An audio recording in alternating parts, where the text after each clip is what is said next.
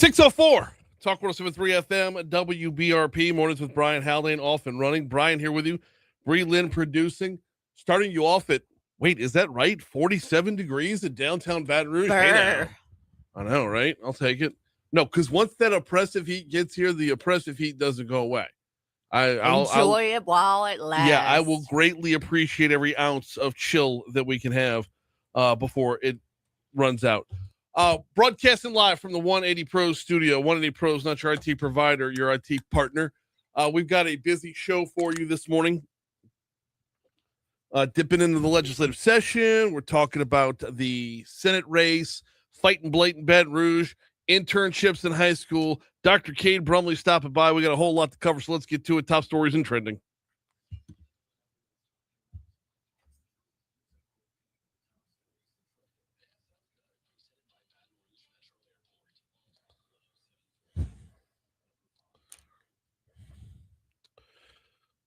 Dun, dun, dun, dun, dun, dun.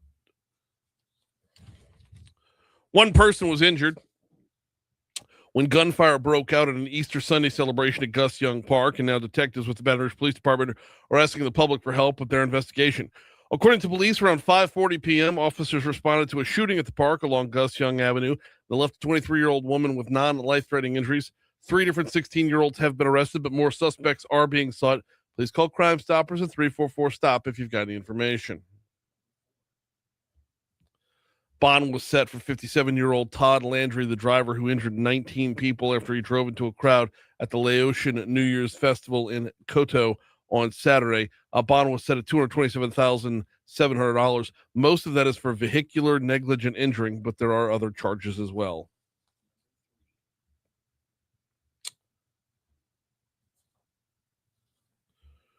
Two people were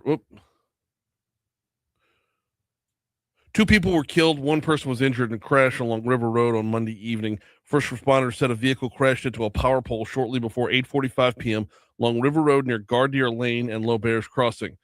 Emergency officials said the two folks died at the scene. One person was taken to the hospital in critical condition.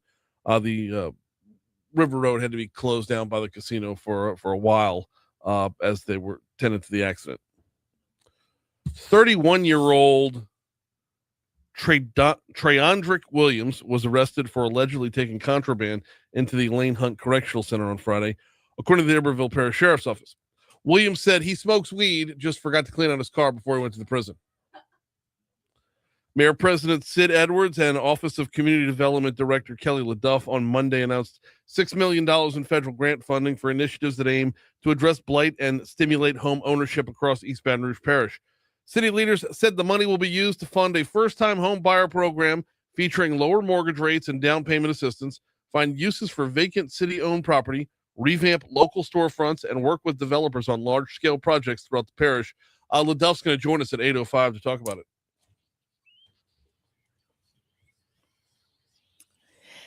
Well, first and foremost, what is going on at Elaine Hunt Correctional Center? Well, that's what it's been going on. I know. Drugs go in, bad drugs go in as well. Someone gets pregnant with twins. And was that at Elaine Hunt? I think so. I think so.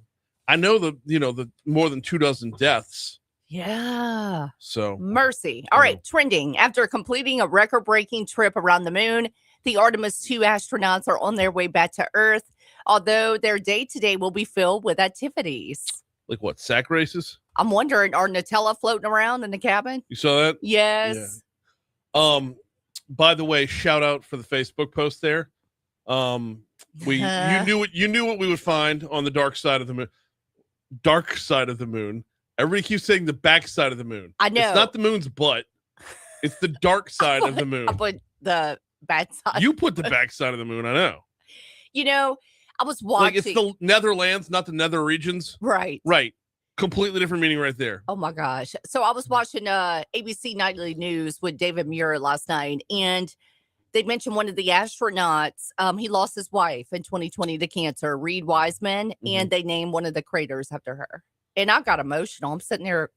It's an emotional moment. Yeah. We're making history. Sure. Yep. All right, Georgia. But anyway, if you check out Talk's Facebook page, did you just post it on stories or is it on the Facebook page? It's on the actual feed. Okay. All right. It's So, on the feed. a little surprised about what the astronauts found on the dark side of the moon. Oh boy. Well, it was going to be one of four things, right?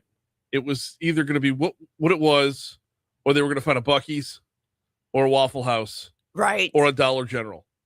It was going to be one of four. So. I think we chose the best one. Same.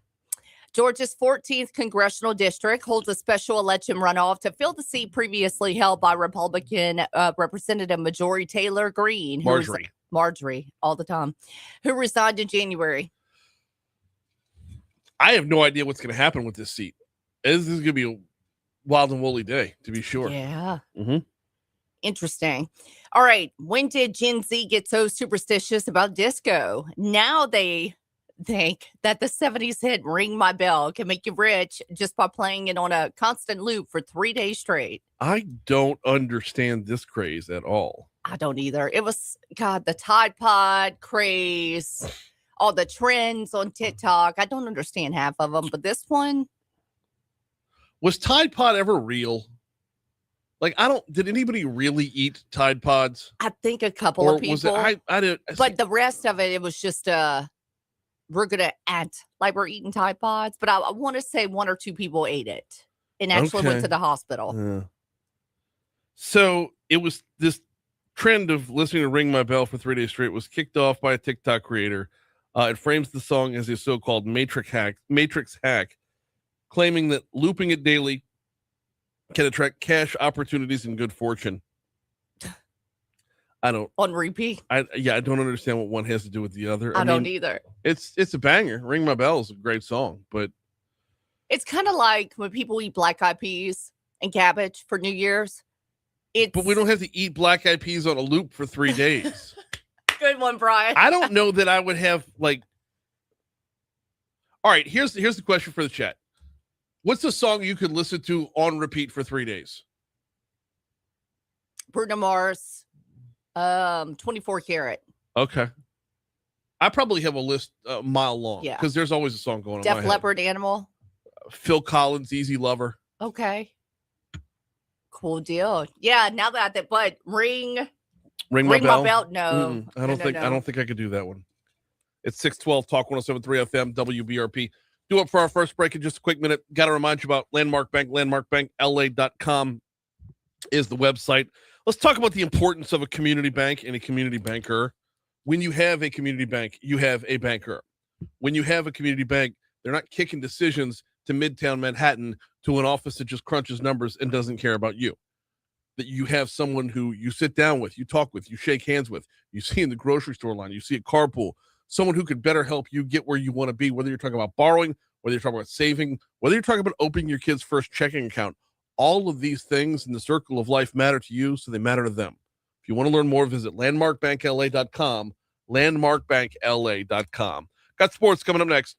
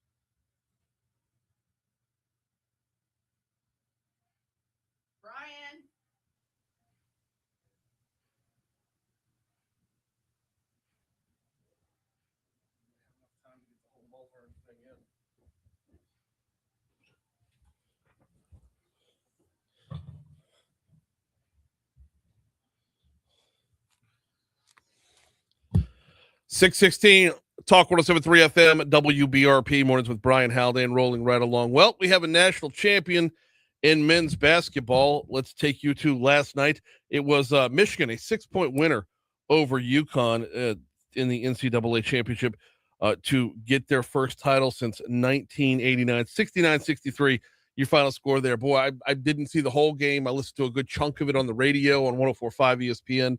I did watch the last few minutes of it when I was finally able to sit down in front of a TV.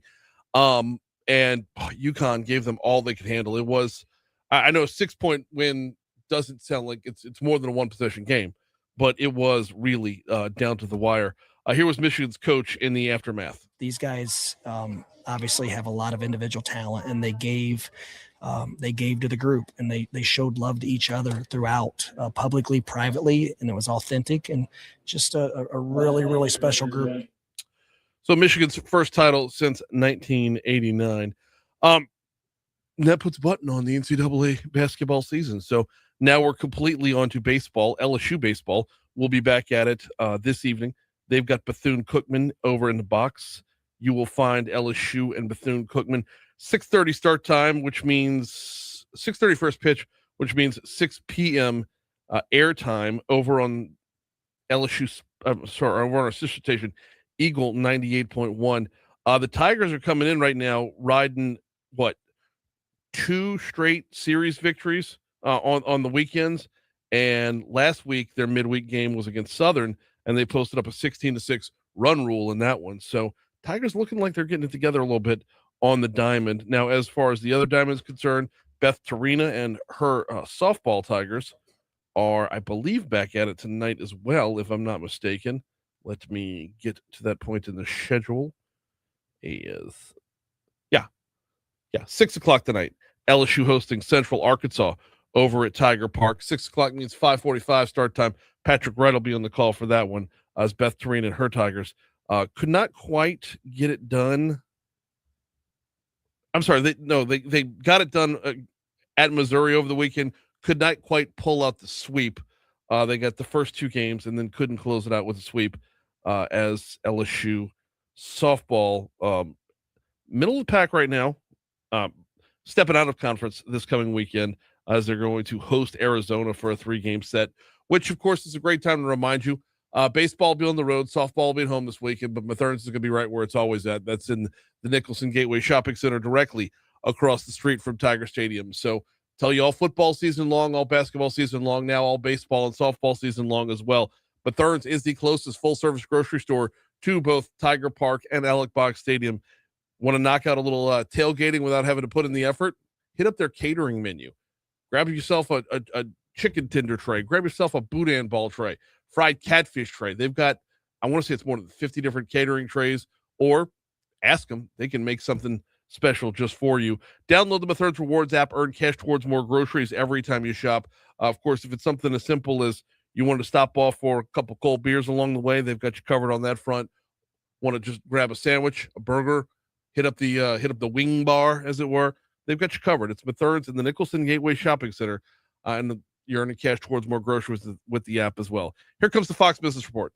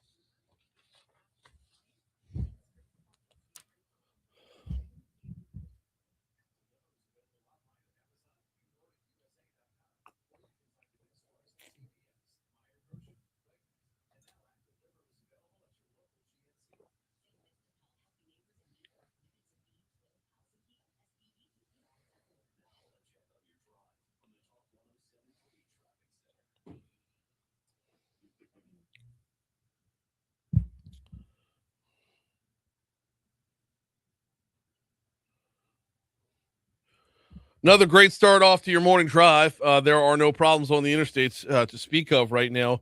Looking at 12 westbound coming in from Livingston Parish, we're great. 10 westbound coming from Ascension Parish, equally as good. Meanwhile, 10 eastbound coming back from West Baton Rouge Parish. It's really light right now. Spring break is upon us. Schools are out. In town, though, there is one thing to look out for. About 10 minutes ago, an accident, Florida Boulevard at North Foster, that is being still in the roadway right now. BRPD's on the scene. They are working that, but that's the only blip on the radar is an accident, Florida at North Foster. Other than that, your drive is looking great to start off the morning. Hopefully we can keep it that way. That's your look at traffic from the Talk 107.3 Traffic Center.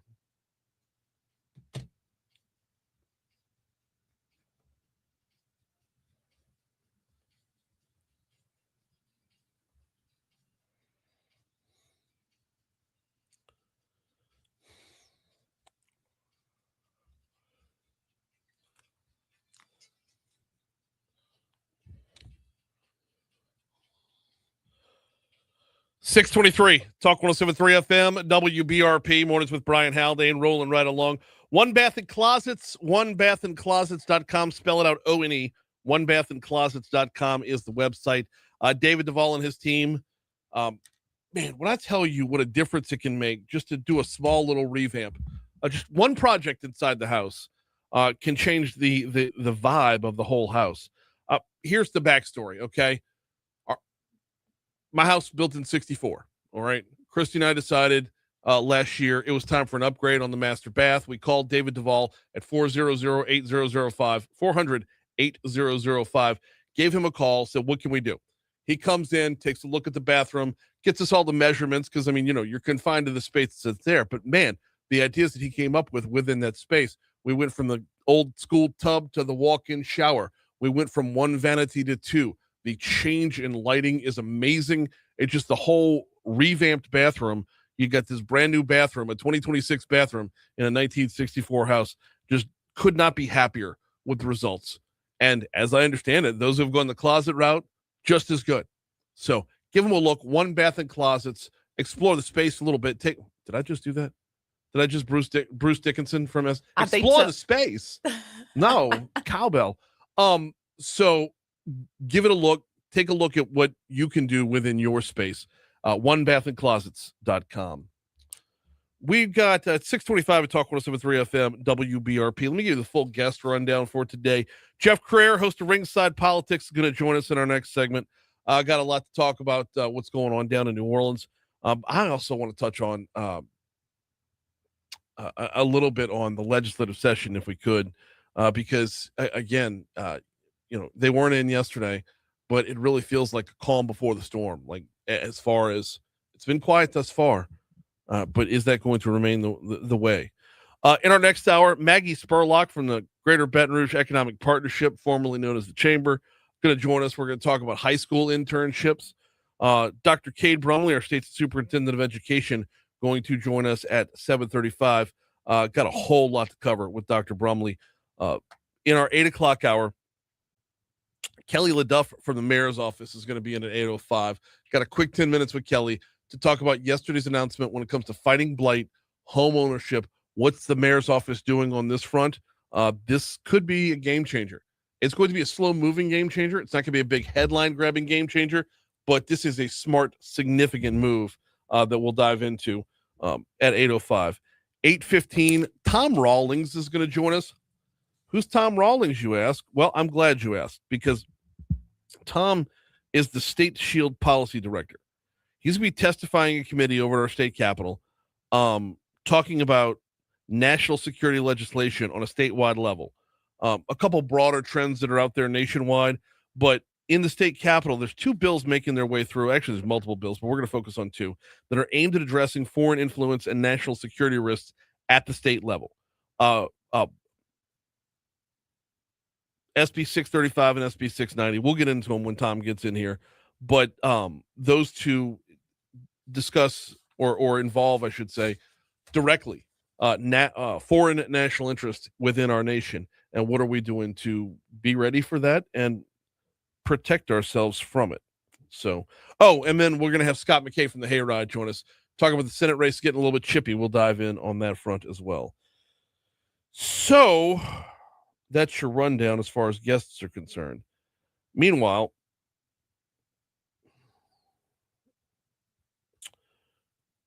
hot in the news lately, local news that is sorry, I got to pull up my own feed here on LinkedIn so I can scroll back to it. The headline, you know what? I'm almost you hit a paywall, didn't you? Yeah, I sure did. No, not on LinkedIn. I hit something else. Okay. The buzzword for this year in the film industry, especially Hollywood South, is going to be micro dramas. What are micro dramas? Well, Patrick Mulhern, who we all know is like the go-to guy when it comes to film in Baton Rouge, joined me on the show last week to talk about what micro dramas are. They're also called verticals. But he also talked about a conversation that he had that's going to net business for Louisiana, a conversation he had with Tommy Harper. Here was Patrick Mulhern on the show last week. Well, they're almost like little soap operas. They're really big over in Asia. When I say that, like in China, it's a $9 billion industry already. Mm-hmm. They're predicting it's going to be a $36 billion industry here. Okay. Okay. They're these little episodes, and the kids call them verticals because you watch them vertically on your phone. Right. And they play by the oldest rule in show business, which is always leave them wanting more. Right. Yeah. You just want to see more episodes or whatever, and they just keep feeding them coins. And I guess point being that like they are the next big thing. And all the stats of the Wall Street Journal, everybody's done big articles on them. Right. I guess the point was is that he says, well, hey, I'm starting a platform and I need to go into production for, dozens of these things, really hundreds. Okay. Mm-hmm. It's like we're talking about the Netflix of micro dramas. Okay. Okay. And he says, do you know anybody in Louisiana who'd be interested? Well, of course, Kevin sends them to me. Well, yeah. Okay. So I go down this rabbit hole with him, and he and I ended up talking for like 3 hours. And the next thing you know, I convinced him to do them here in Baton Rouge. Right. He wants to, do close to 100 here over the next 4 years. 100 micro dramas. Okay. Now let me explain. I mean, these are not huge film type things, but it's like 90 minutes worth of content to get through one series. Right. Right. An episode could be 2 to 3 minutes. So from there, and by the way, that Kevin he mentioned was Kevin O'Neill, who also used to head up Celtic Studios. From there, the ball's back in our court, and I'm absolutely loving this because he mentioned a site. Oh, you know what? We got to bail on this. We'll come back to it a little bit later. It's 6:30. Here's news.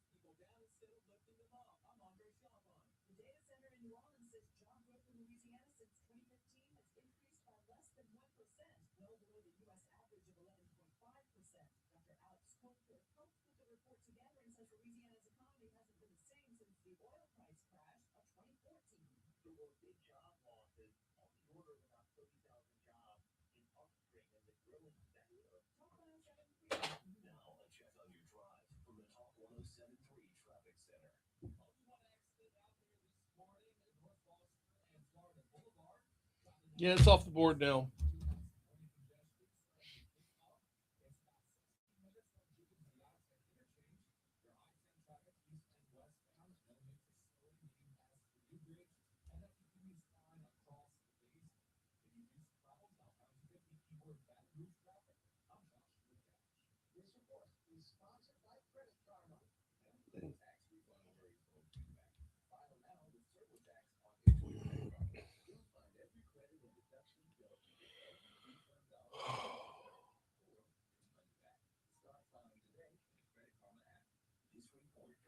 I called Jeff. Let me try. I texted him too.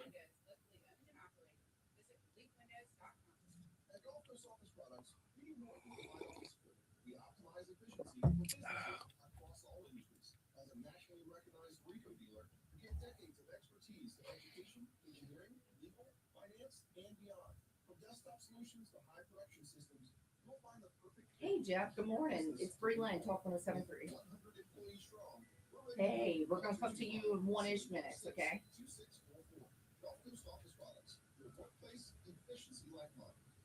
We are the soldiers of the Louisiana Army National Guard. We are your neighbors. We are your sons and daughters. While we serve part-time, we are learning valuable life and job skills. We are earning money for college, trade, and technical skills, and for certification. We are proud to serve both our country and our home state. We are your Louisiana Army National Guard. Sponsored by the Louisiana Army National Guard.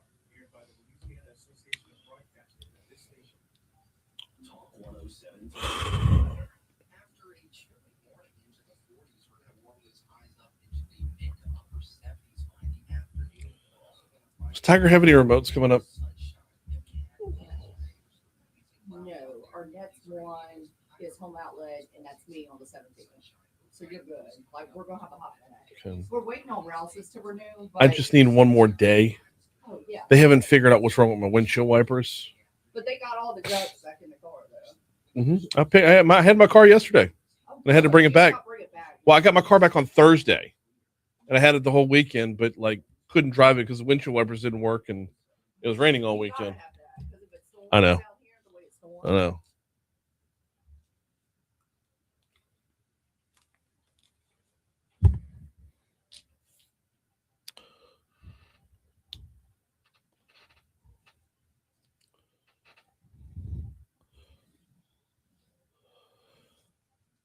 636 Talk 107.3 FM, WBRP, mornings with Brian Haldane, rolling right along, checking in down in New Orleans with Jeff Crouere. Just a quick second.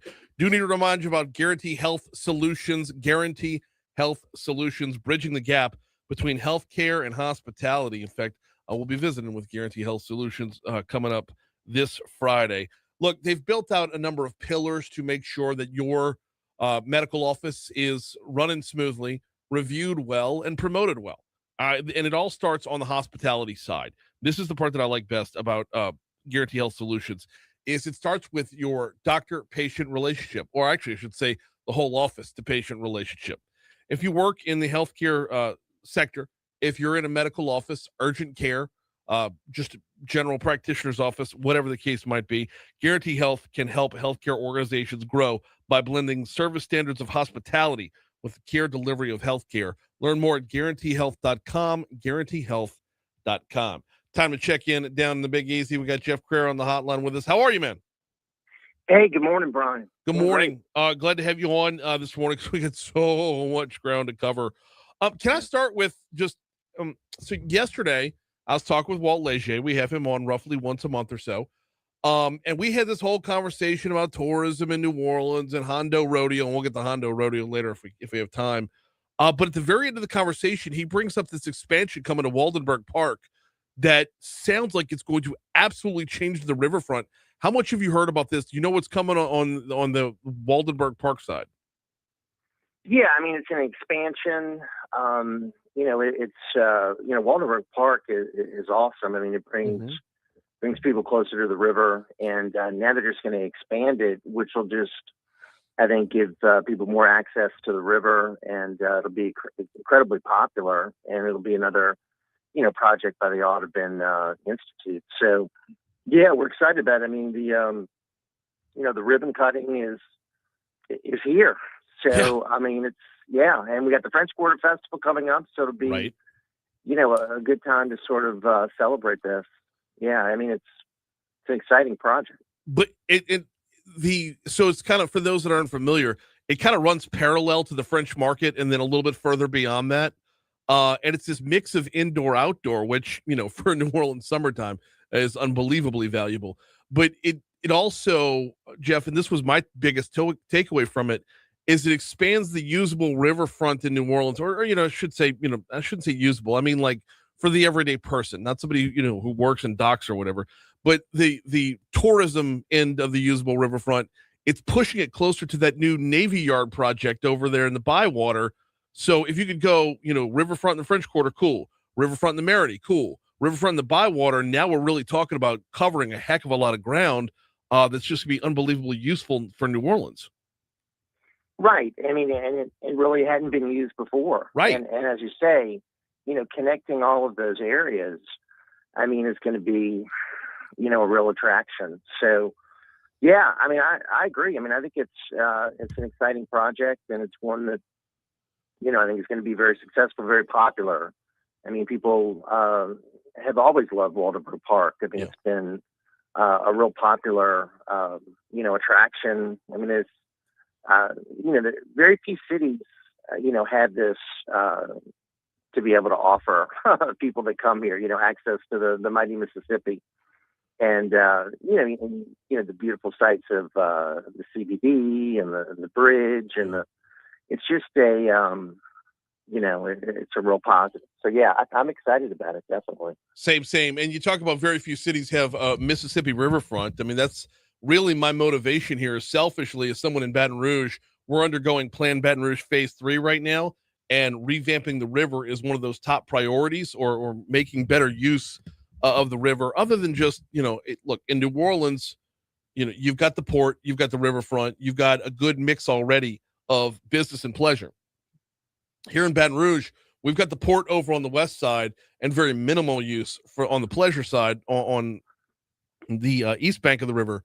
So any inkling of a good idea we can borrow, I'm here to borrow, and this one sounds like a very good one. So, we'll be. So, I mean, the whole span of it. I mean, I think it's something Baton Rouge should really try to emulate. But I think the whole area will be over almost 2.5 miles. That's what Walt said. Yeah, that's and that's just really impressive. It's got to be one of the largest riverfront parks in the country. So, it's definitely a big positive, and it's something New Orleans should really promote more, because it doesn't get promoted enough. Yeah, no, completely agree. Talk with Jeff Crouere, host of Ringside Politics. He joins us every Tuesday morning to just bring us up to speed on what's going down, just down I-10. Can we talk about homeless camps real quick? Because saw the headline over at NOLA.com, a New Orleans homeless encampment near the Industrial Canal is set for closure. What's the latest over there, Jeff? It's been kind of I don't want to say a whack-a-mole situation since before the Super Bowl, but there's definitely been a good amount of round them up and then they're right back again. What's the latest? Yeah, I mean, it's a funding issue, which is always a real problem. I mean, there are never enough funds, really. So homelessness is becoming a bigger problem. I mean, I see it on my bike rides around the city. It's something that a local activist is really trying to really make his number one issue. Rick Farrell, a man, he's a leading businessman. His passion is trying to do something about it. And I mean, I think they're going to need state help. I mean, I think this is going to be something that they're not going to be able to really tackle on their own. I mean, you do have the Mission, you have Covenant House, you have various other groups doing good work, but I mean, it is definitely becoming a bigger problem, and they don't have enough money as it is. I mean, we're talking about a city with a $220 million budget deficit that was inherited by the previous, from the previous administration. So the fact they don't have funds for homelessness is not really a surprise. So it's the regeneration of the homeless population that baffles me, though. What's that? The regeneration of the homeless population that baffles me, because we're seeing that up here in Baton Rouge as well, where they'll bust up a homeless encampment, and then have some one-on-one time to try and find family members and the like, and oftentimes that doesn't work out, so they're right back out on the street again. It's that the constant regeneration of the homeless population that I don't think we figured out how to solve. No, we haven't, because what we've been doing really hadn't been working. I mean, it's all temporary. I mean, we can, have success for a short period of time, and then eventually we're back to where we started, and it maybe gets worse. So I think it's indicative of the funding issue. It's indicative of the economic situation. New Orleans always is a city that attracts people from all over, and we also attract people that don't have the money to be housed and that live on the street. And it's an issue that needs more attention. And I certainly hope we're going to be able to get some help from the state on this. And I would hope this is something that our local leaders are talking about some ways that can happen. But I was sorry to see that facility.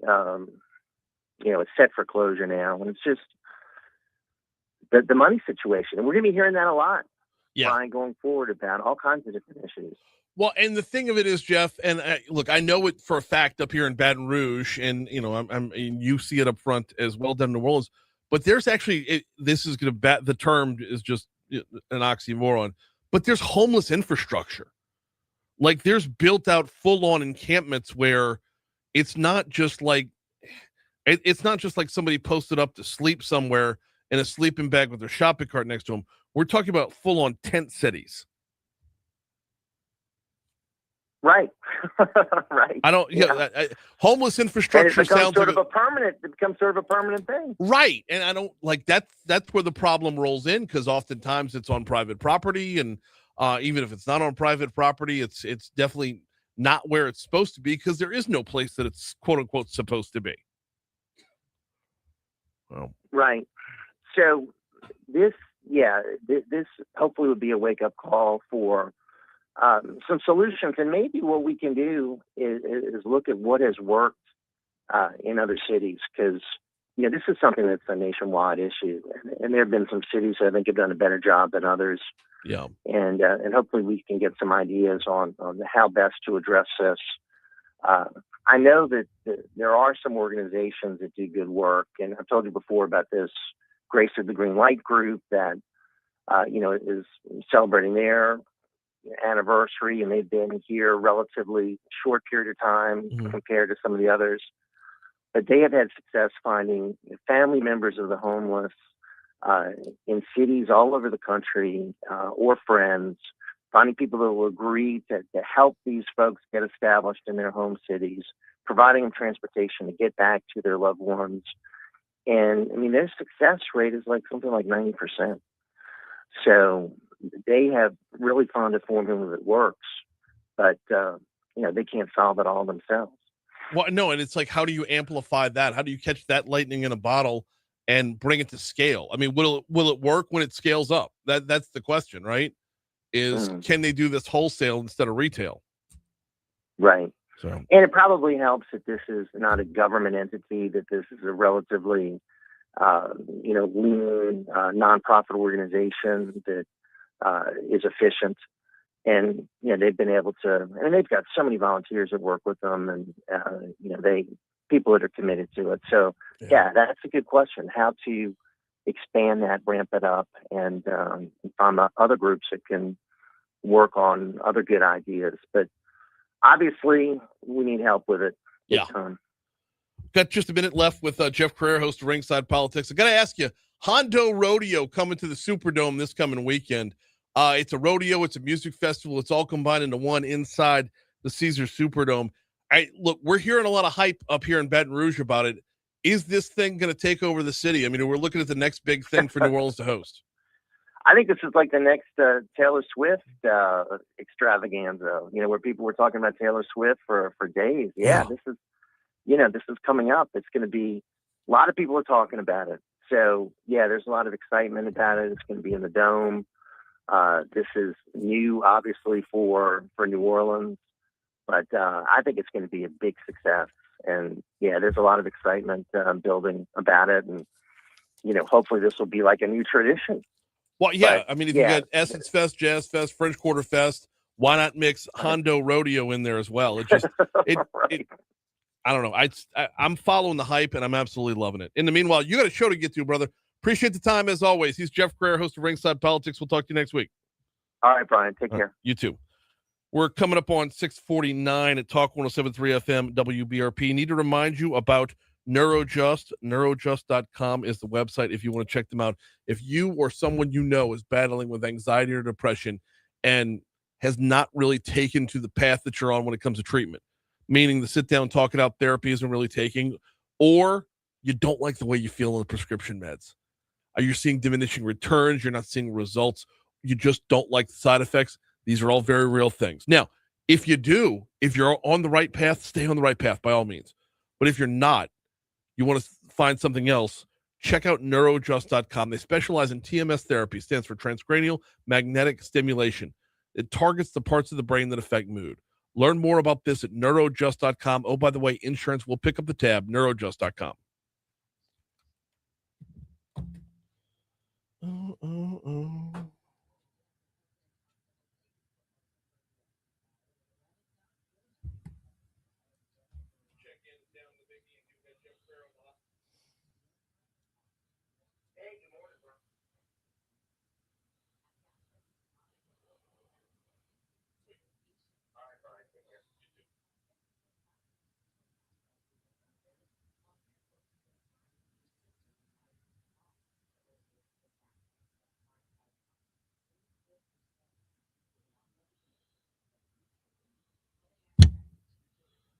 Did you get the name and the name of that group helping homeless people? No, I did not.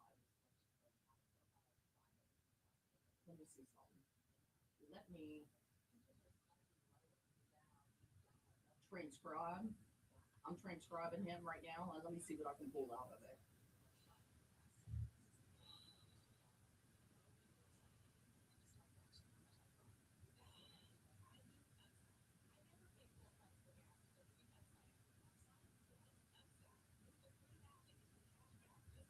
Speaking of homeless, this is random as hell, but I went down the TikTok rabbit hole. Do you know, and I'm the first one finding out about this, I'm sure, because I just didn't know. Kensington, New Jersey. Philadelphia. The little town, Kensington in Philadelphia. Holy shit. They call it like zombie land because the whole town is just like on freaking train and painkillers and fentanyl. And so they say I know nothing about it. So I went down, what does train do to somebody? Why do they freeze? I went down the whole thing. So apparently half the people are just standing there, not falling over. They're just standing there. It's because it paralyzes the body. And all the people in that little town of Philadelphia are that's why they call it zombie land. I'm like, interesting. So I went down the whole, and now all my FYP in my algorithm. Of course. Kensington, Philadelphia. And I was like, what's worse, Camden, New Jersey, or Philadelphia? And Alexa said it was Kensington, Philadelphia.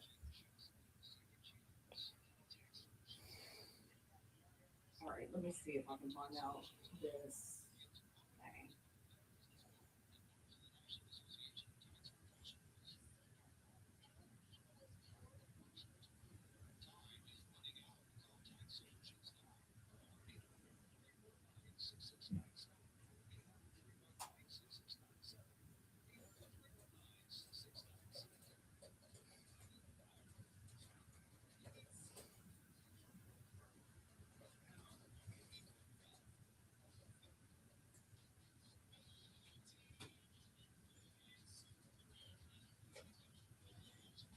Recruiter, you're right, giveaway.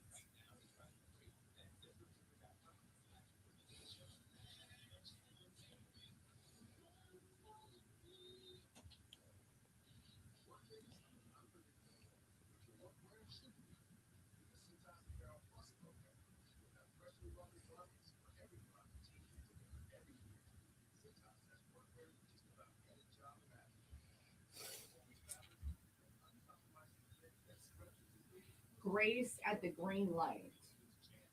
He also said nonprofit groups such as Grace at the Green Light have found success reconnecting unhoused people.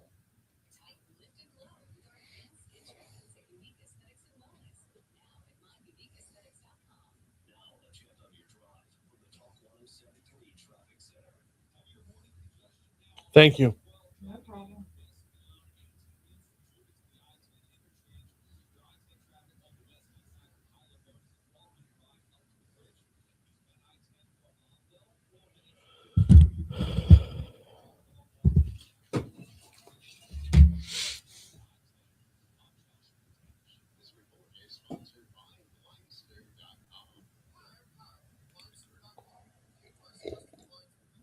And good morning, Christy. Welcome in, Boo.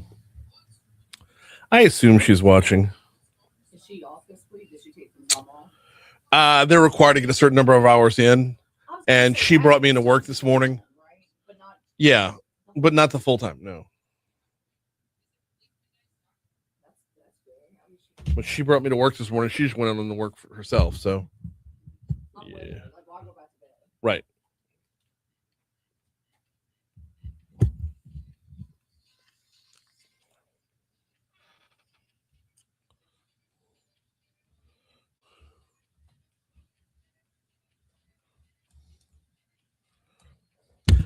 6:55, Talk 107.3 FM, WBRP, mornings with Brian Haldane, rolling right along.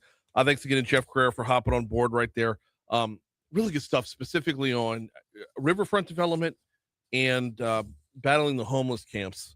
Hondo rodeos can be fun, but it's those, you talk about problems that we share with New Orleans, those are two of the big ones. What are we doing to clean up the homeless population in Baton Rouge? And in a humane way. I think that's the big part of the equation that I don't want to overlook, is making sure it's done in a way that reconnects people to their own lives. So I appreciate his time every single week.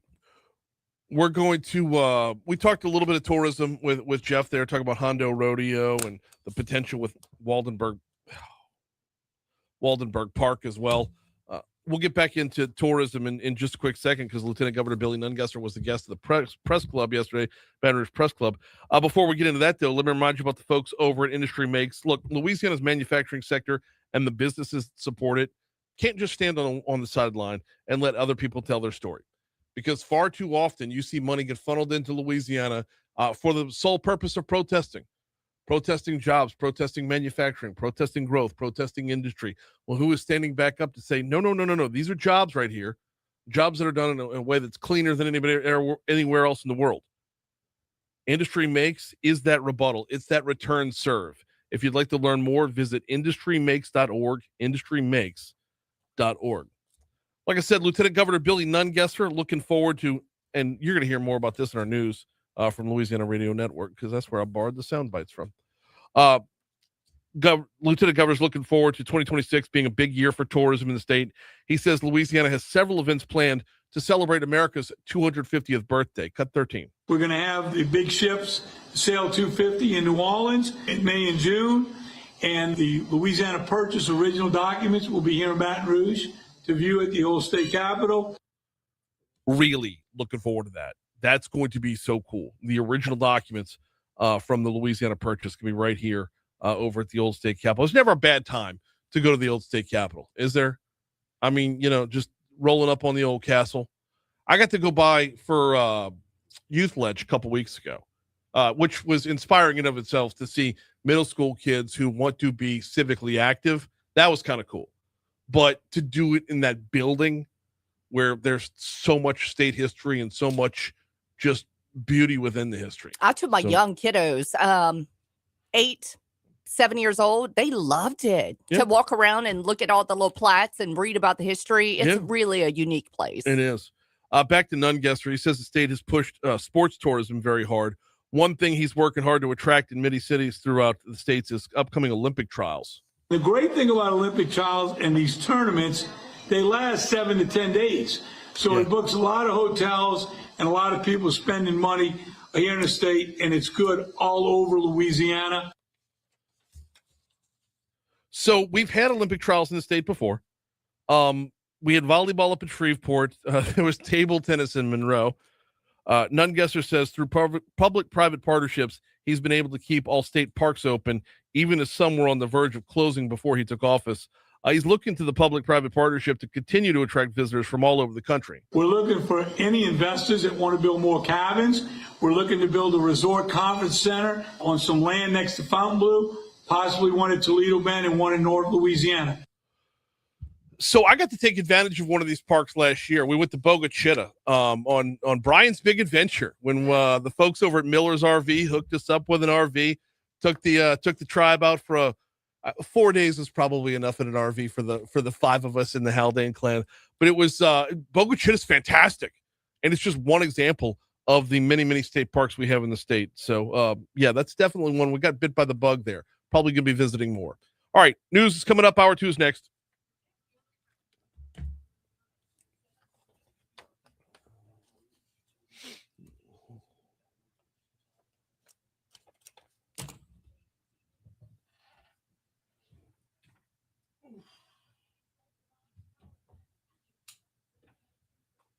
So I filled the coffee pot with dish soap, and it's just sitting.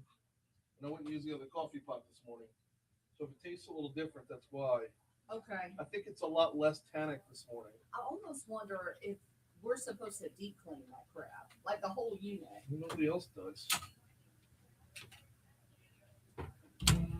Like how you're supposed to deep clean a Keurig. Yeah. And rescale it, descale it.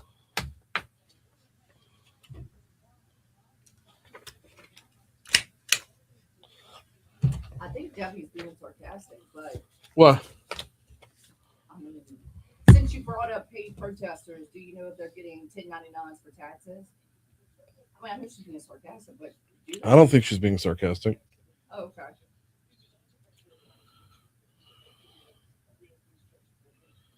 I don't know.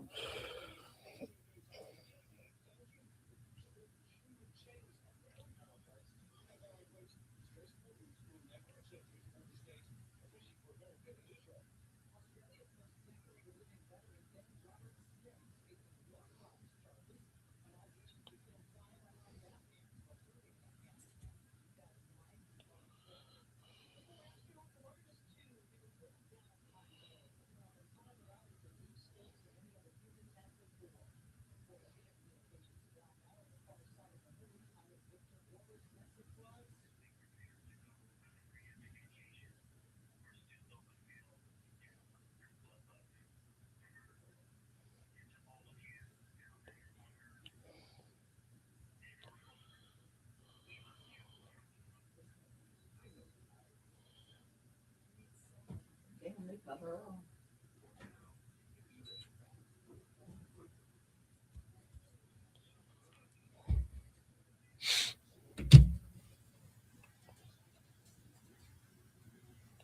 The right gig awaits.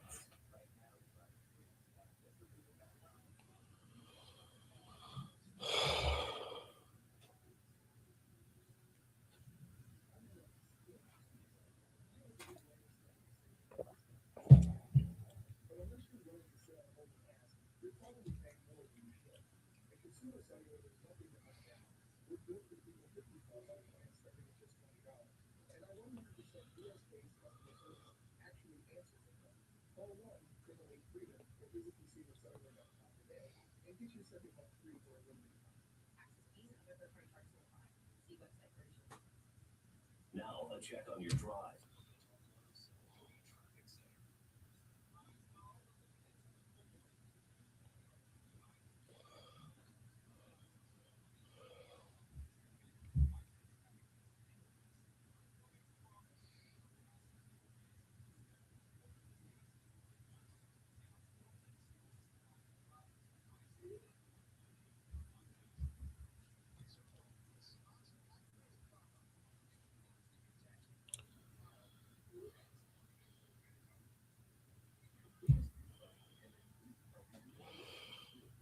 So I'll be filling in for Moon from 11 to 12 today.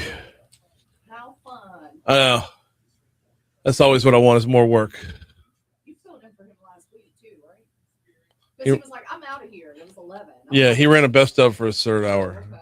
Well, I thought it was a best of, but it sounded, I was listening to it, it was very in the moment. Like he was talking about things that I talked about with Jessica Domain as recently as that morning. I know he goes by. I'm like, Yeah. he goes by. Moon, you got a show. Well, he had to go to the Livingston Parish Republicans Republicanism conference.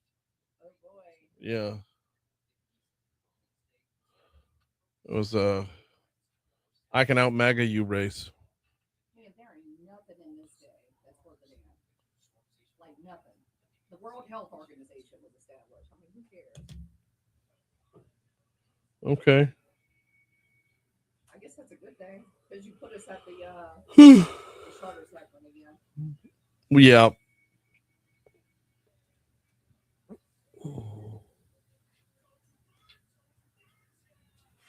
Don't shiver.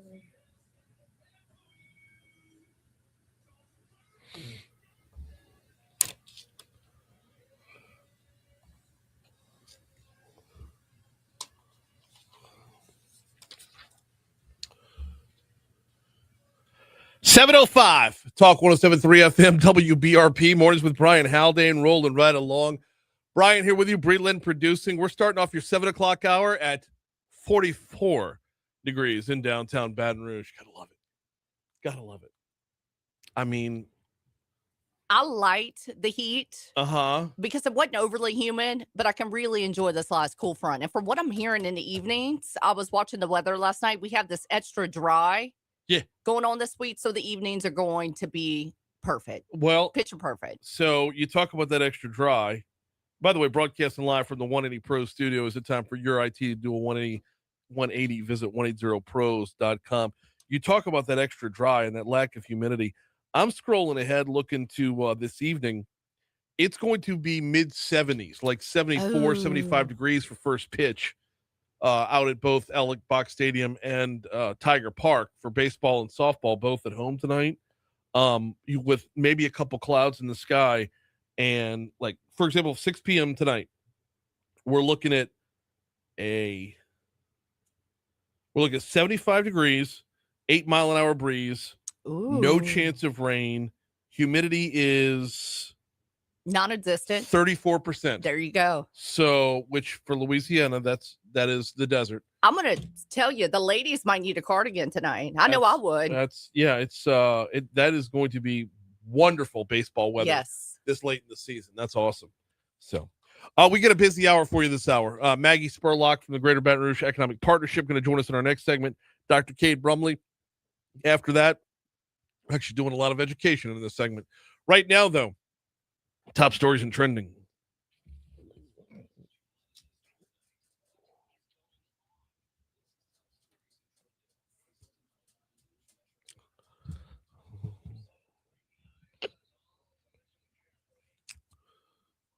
Our news partners at WBRZ are talking about House Bill 410, so we're going to talk about it as well. State lawmakers are considering a bill that will require people to notify others before recording audio of conversations.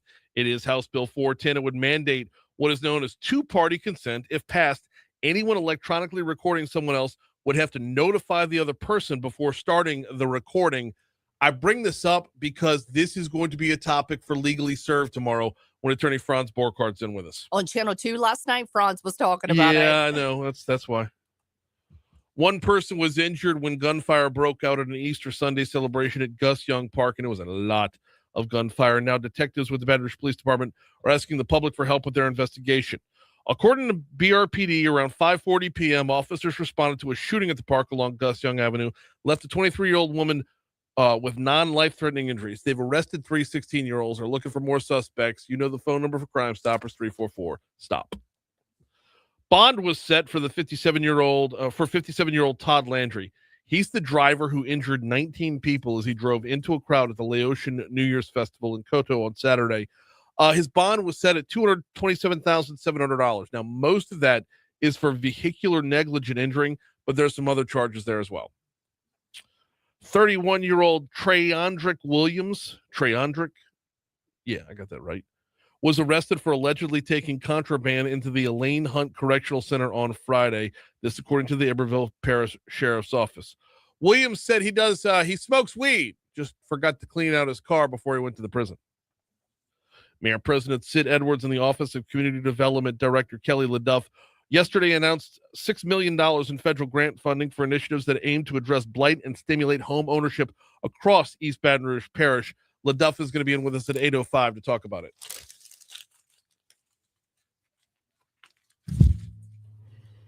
After completing a record-breaking trip around the moon, the Artemis 2 astronauts are on their way back to Earth, although their day-to-day will be filled with activities. I love the way that sounds. It makes it look like they're going to get out for sack races. Right. They're going to, they're going to make a pit stop and then float in space for a little bit. Yeah, maybe. I don't know what kind of activities they've got planned today. It's like, and how much can you do? Is it Arts and Crafts Day for NASA? That's what I'm saying. And how much can you do? And I say a little, but you can't go out and go for a walk. They made the pass. We saw the live stream. If you visited Talk's Facebook page, you know what we found on the dark side of the moon, or on the back side of the moon. The back side of the moon. I didn't even, when I wrote that and I went back, I'm like, the back side of the moon. Anyways, it's just, and what did they do? They lost network for about 44 minutes last night. Which is what is going to drive the conspiracy theories. Of course. That's where all the good stuff was. That's where all the little green men were, working their alien military base, getting ready to attack us here in Correct. On Earth. And it was the connectivity from the moon. Conveniently. Right. Conveniently missed at that time. I know. Get ready for it. I'm sure it's on TikTok. Yep. Georgia's 14th congressional district holds a special election runoff to fill the seat previously held by Republican Representative, how do we say her name? Marjorie Taylor Greene, who resigned in January. Yeah, I have no idea what's going to happen here. This is it's going to be a wild and woolly day for sure, because the Democrats are looking for an upset in this race. I know. And there's a lot of attention that's going to be paid to it because it's all by itself.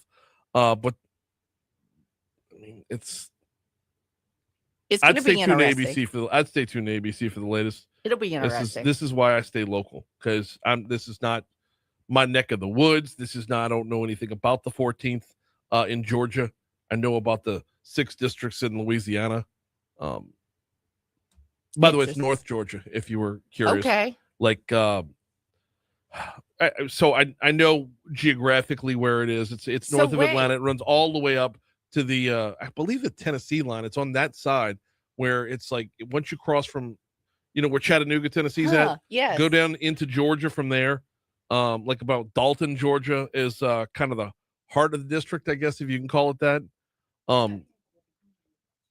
But I don't know enough about it to speak intelligently about the makeup of the people and what they want from their representatives. All right. When did Gen Z get so superstitious about disco? I love disco, by the way. Same. Now that they think the 70s hit Ring My Bell can make you rich just by playing it on a constant loop for 3 days straight. How does one get from point A to point B on that? Right. Number one, Anita Ward's Ring My Bell, 1979. But for it to be that specific song and for it to be on a loop for 3 days, not like you wake up with it every morning to kind of set the tone for the day. Like when you want that motivational song when you wake up to get you going. You know what mine is? What? It's Welcome to the Jungle. That's my alarm, and he actually curses, and it's time to wake up. It's Axl Rose just yelling, but I need that to get out of bed. Okay. But who came up with that? Yeah, Ring My Bell. 3 days on a loop. 3 days on a loop. That's the thing, though. I don't know. 3 days. Why not 2? I don't. That's my question: is how did they come up with this, and what kind of results are they showing? Because if they'll net results, I'll dedicate Memorial Day weekend just to listen to Anita Ward. We could do it here at Talk. And play it on repeat. We can't because it would interrupt the show. Can't interrupt the show. But I'll do it on Tiger then. Okay. Well, no, it's not country. That's true. It's so. I'm gonna have to go down the rabbit hole. Well, I need to know more. We asked last hour. I'm gonna ask again this hour. We're live on Facebook every single day, courtesy of the folks over at Lake Urchin Care. What song could you listen to on a loop for 3 days? That's pick a song that's going to be like, if it's going to be stuck in your head for 3 days, or you're actually physically listening to it for 3 days. 3 days worth of one song. What do you got that you wouldn't get sick of? You said yours was what? Oh no, I've got like a couple hundred. Pick for sure. one. Pick one. Just Easy one. Lover by Phil Collins. And I'm gonna go with Animal by Def Leppard. Okay. Yeah. So I want to know one song that you can just listen, not get sick of. Yep. Post it up over on our Facebook Live feed, Talk 1073's Facebook page. Quick break. When we come back, let's talk internships in high school. Maggie Spurlock from the Economic Partnership joins us next.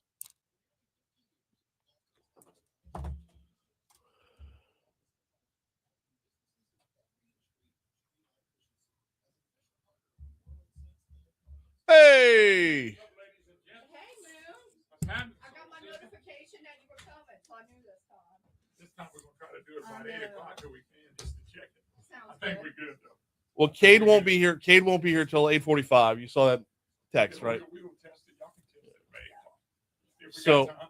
Yeah, we'll have time. I think we're good. I bring my equipment in case. And we don't have to touch that.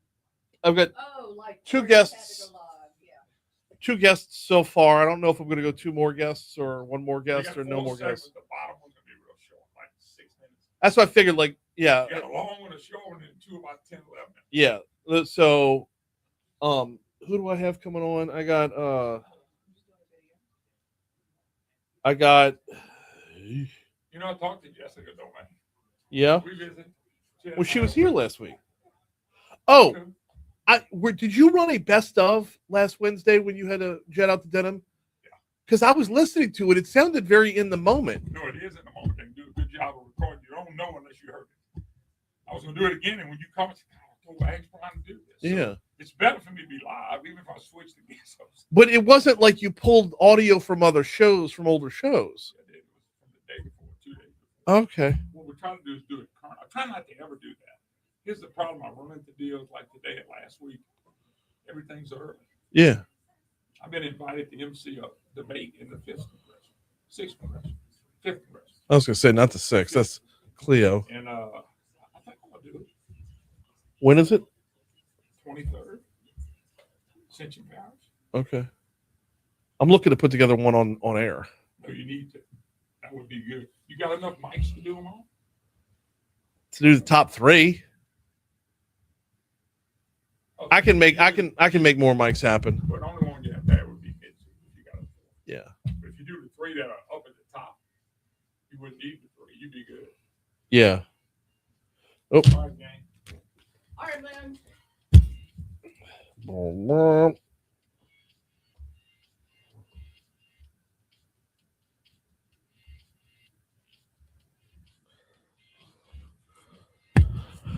716 Talk 1073 FM, WBRP, mornings with Brian Haldane, rolling right along. Time for us to get caught up with the Greater Baton Rouge Economic Partnership. Time to welcome back Maggie Spurlock to the show. Maggie, welcome back. How are you?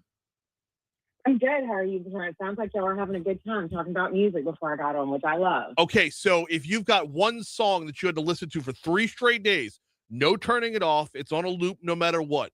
One song, 3 days, what's your go-to? Okay, I came up with 2 while I was waiting. One was probably Otis Redding's Dock the Bay or Billy Joel's Scene from an Italian Restaurant. I like them both. I'm leading Otis. It's different, you know. Yeah. I got to lean towards Otis on this one because I have a feeling that like after a day and a half of Billy Joel, I'm probably making up my own words to this song and taking it down a completely different path. Yeah. Dock of the Bay is the solid choice between the 2. I like them both. Yeah. I like them both, but 3 straight days, we gotta roll with Otis on that front. Right. Absolutely. Ring My Bell. Where did that even come from? Okay, I heard it's actually something to do with the beat of it and the pace of the song has something about, I don't know about the 3-day thing, but it's supposed to do something to kind of boost your mood and put you in a good mood to go to work every day. I don't know about the 3-day thing and earning money. We love to hear people earning money, but it definitely puts you in the right mood to work, is from what I've been told. Okay, I mean, I'm here for that for sure. It's just such an obscure pick, though. I mean, I agree. Not even top 5 from 1979. So I know it's an odd one. Yeah. All right, we're here to talk about the Youth Internship Initiative we're calling Career Bridge. Tell me all about it.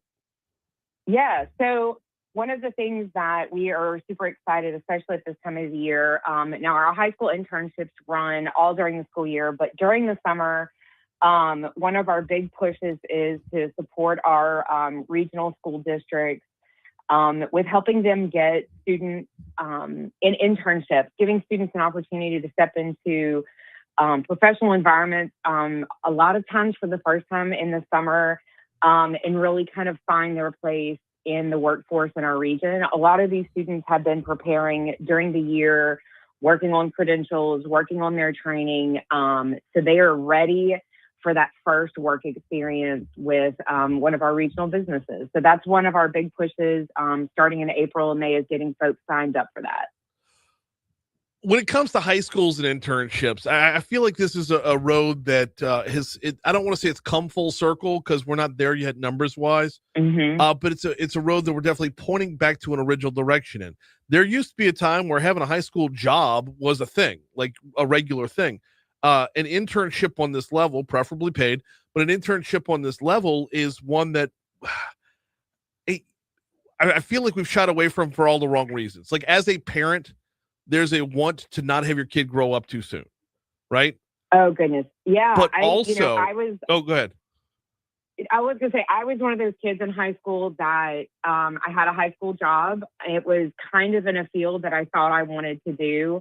And one of the really great things about it, and I share this a lot, is that it helped me realize I had thought I wanted to be a teacher, and I worked at a preschool, and it was really good, eye-opening experience that I did not want to work with children that young. And so it's part of that experience is really getting to see what it's really like. You know, I think a lot of our kids, they think they know what they want to do, but they really maybe have not had that first experience. The other thing, though, that's so interesting is so many of these students that are in this program across our region, specifically with some of our school systems, some of these students have been in their training programs since they were a freshman in high school.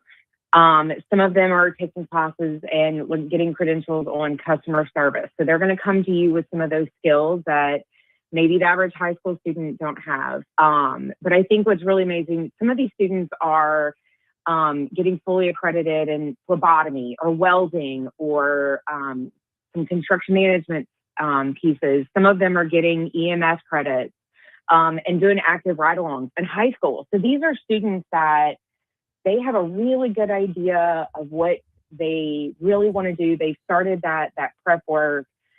They just need a foot in the door. So it's not just your average, working at a retail place or at a McDonald's. These are kids that are really going into the talent pipeline for us. They are really ready to have that first experience that may be the rest of their life as a part of what some of these industries are. So it's definitely a little different than when we were in high school, for sure. They are ready and prepared. Well, yeah, I had multiple part-time jobs in high school, but none of them were what I would call like on a path to a career. But at the same time, though, in my high school, we had a number of media outlets. We had Wolf TV, where I did the morning news every morning, and I knew that's what I wanted to do for the rest of my life. Like I was going to be in media in some form or fashion. I learned that in high school through a program that my school offered, but it wasn't an internship. It was just on the educational front. Yes. And that's why it's so important is, and as you mentioned, paid internship. We, one of the really cool things is we have a couple of different ways that we can facilitate that piece. We definitely want these students to be paid. Same as you would any other employee. It's important that they are paid to understand kind of, in addition to the job, a piece of this too is them understanding creating a budget, what that looks like, maybe to set up a bank account. How do you have a savings account? Really kind of thinking about a lot of those tools, those life skill tools that maybe they wouldn't have normally. But we also know that from last summer, we did some research on what that looks like. And just with the earnings that these students can have during the summer is a huge boost to household incomes for some of these students. And so it is really important that we do that for our businesses. We have a couple of different ways that we can facilitate that. If you're a business that you understand the importance of this, but maybe you do not have the capacity to host a student right now, and you would like to donate and help facilitate for a student to have that experience, we can help you out with that. We are happy to help with donations and get some students in employment. If you've got the money, absolutely reach out, connect with us, and we will get you connected with the right student and get all of that set up so you can have that student onboarded. Or if maybe you're, a business that really believes in this and just don't have the space for that right now financially, still reach out to us. We can work with you on that. We've got a couple of avenues with some of our partners regionally that we can kind of help work with you on that. It's so important for these students to have a variety of experiences. So if you're interested even slightly, just reach out to us and we'll get you connected the best way we can. Maggie Spurlock from the partnership is on with us talking about Career Bridge, the youth internship initiative. Maggie, it is a big leap of faith on the company's end as of right now, because just numbers are so small. If I'm not mistaken, reading from y'all's website, national data shows that only 2% of high school students complete internships. So that leaves a big gap for companies to be able to trust high school students with. These aren't internships where you're fetching coffee. This is real stuff. So what is the pitch to get companies over the hump to say high school students can be trusted with real work? Sure. So they absolutely can be trusted with real work, but here's the catch. It's not all the student's responsibility. One of the things that we think is incredibly important is for the employer to treat this like it is a regular full-time position. So They need to be ready with a job description. They need to know what they're going to want the student to do. They're going to need to have an on-staff mentor, supervisor, whatever that looks like, that's going to work with that student. That's going to check in with them. How's your day going? What can we do? Maybe, the student doesn't know how to do something. So how are we training them to do it? Again, while they are prepared in a lot of their fields and they've got the credentials and things, they're still high school students. And this is the first job. For some of them, and they're going to need a little help. So what we do on our end, especially when we're working with our businesses, is really encourage them to sit and think about what that is. Again, like you said, we don't want them just coming in, getting coffee. We want them to think about those things. We had a student last year that, fantastic student, and one of the things we worked with him on was, some small things. When you come into a meeting, and he came in our meetings, like everybody else on staff, he was in our meetings. Bring a notepad, bring a pencil, write down when you have a question about something. When you walk into a room, shake hands with the folks in the room. There's some of those things that we want to teach them and guide them on, but so they may be coming to you with some skills, but we need you as a business to think about how you're facilitating that experience for them to be like a real job, and being ready and prepared for them. The soft skills are big here. Talk to me a little bit about, because you talk about, when you walk in a room, shake hands, make eye contact. This is something that I try to stress to my kids all the time. And it does seem to get lost in, I don't want to say the current generation. That's just, I sound like an old curmudgeon when I say that, but back in my day, we looked you square in the eye. Like I know. But it's true. Yeah, it is true. I think we're also dealing with a generation that we have to remember, kind of we're home with COVID for a pivotal kind of time in their upbringing. So, you have to think these were elementary and middle school students around that time. And God, that's a tricky thing, right? To be home for that long and they'd lack that interaction. But I'm a grown adult and I walk in rooms all the time and shake hands, and it is not my favorite thing.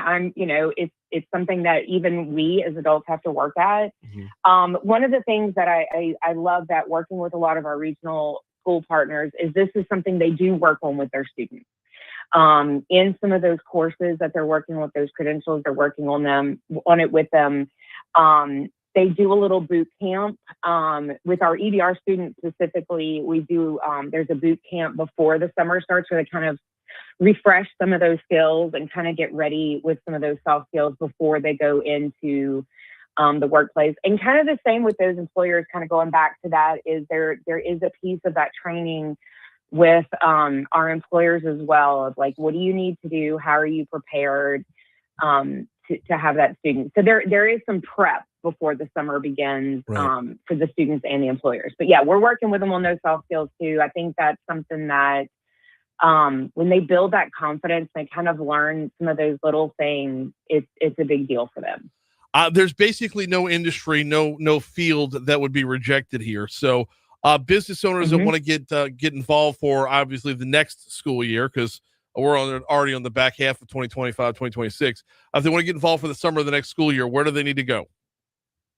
Absolutely. So probably the easiest thing to do for the summer, we are working on getting students and employers to kind of really get everything done by mid-May. The best thing and the easiest thing would be to go to greaterbatonrouge.org/careerbridge. And there is a interest form that they can go in, fill out, let us know who they are, what industry they're in, and how many students they're interested in. And what we will do is, depending on where they are, and again, the partnership serves the 9-parish region. And so it's not just EBR. We like to help facilitate for the other regions as well. Fill that out.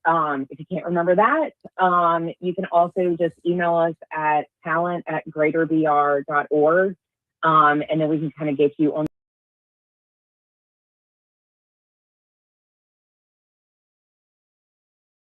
work. John Grubb and Michael Adams, they are fabulous. And they will get those students placed and get you as a business hooked up with a student that we can get on that right path to being a part of our talent workforce in town. She is Maggi Spurlock with the Greater Baton Rouge Economic Partnership. GreaterBatonRouge.org is the home base right there. You can navigate your way to it from there. Maggie, we appreciate a couple minutes this morning. Awesome. Thank you so much. Y'all have a great day. You too. Going to keep it on the education front, but move inside the classroom next. Dr. Cade Brumley slated to join us right after news.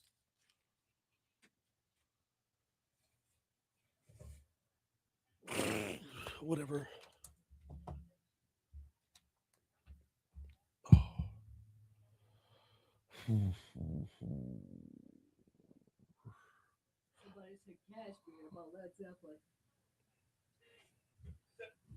On a 3-day loop? Definitely like Johnny Cash hurt. Oh, man.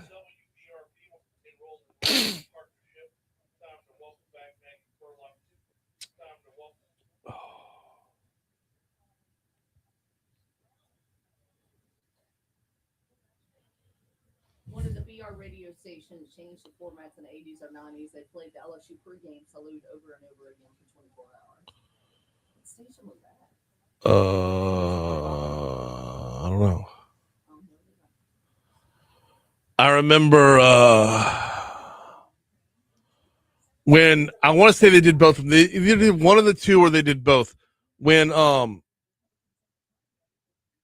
after Hurricane Katrina, when 99.5, the Rock of New Orleans flipped over to Rush Radio, I believe they played 24 Hours of the Doors, This Is the End. And then they played My City Was Gone by the Pretenders for the full weekend. Well, because that's Rush's theme song. This is Rush's opening. So, yeah, that was on a loop for the full weekend until like Monday at 11 when Rush started. So, yeah, they when they launched Rush Radio, they did that.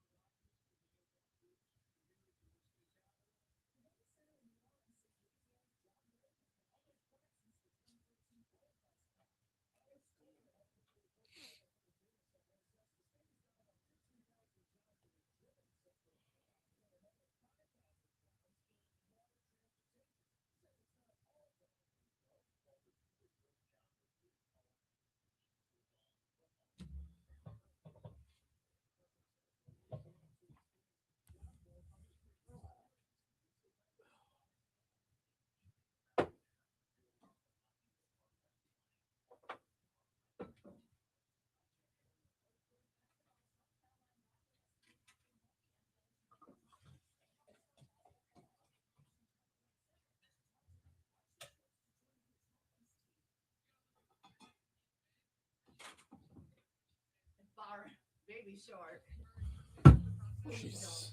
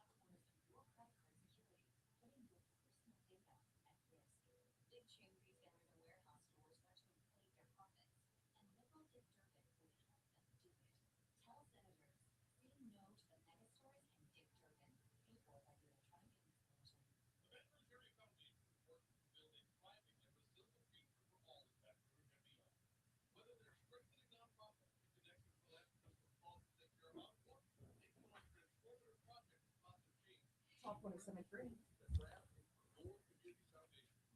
Okay, we'll be coming to you in 2 minutes. Okay, probably 1 minute. Okay. 107.3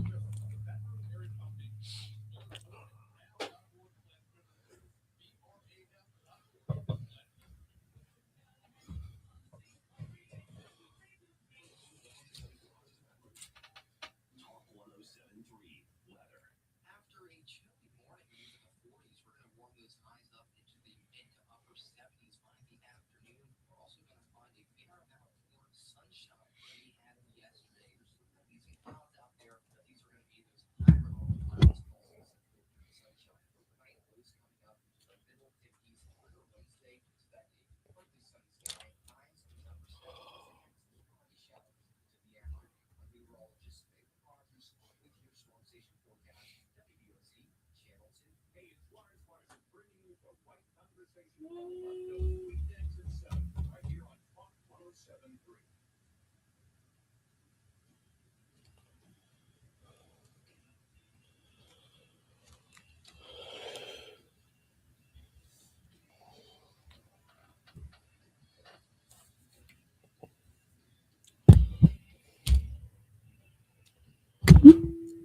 Seven 36, Talk 107.3 FM, WBRP. Mornings with Brian Haldane, rolling it right along.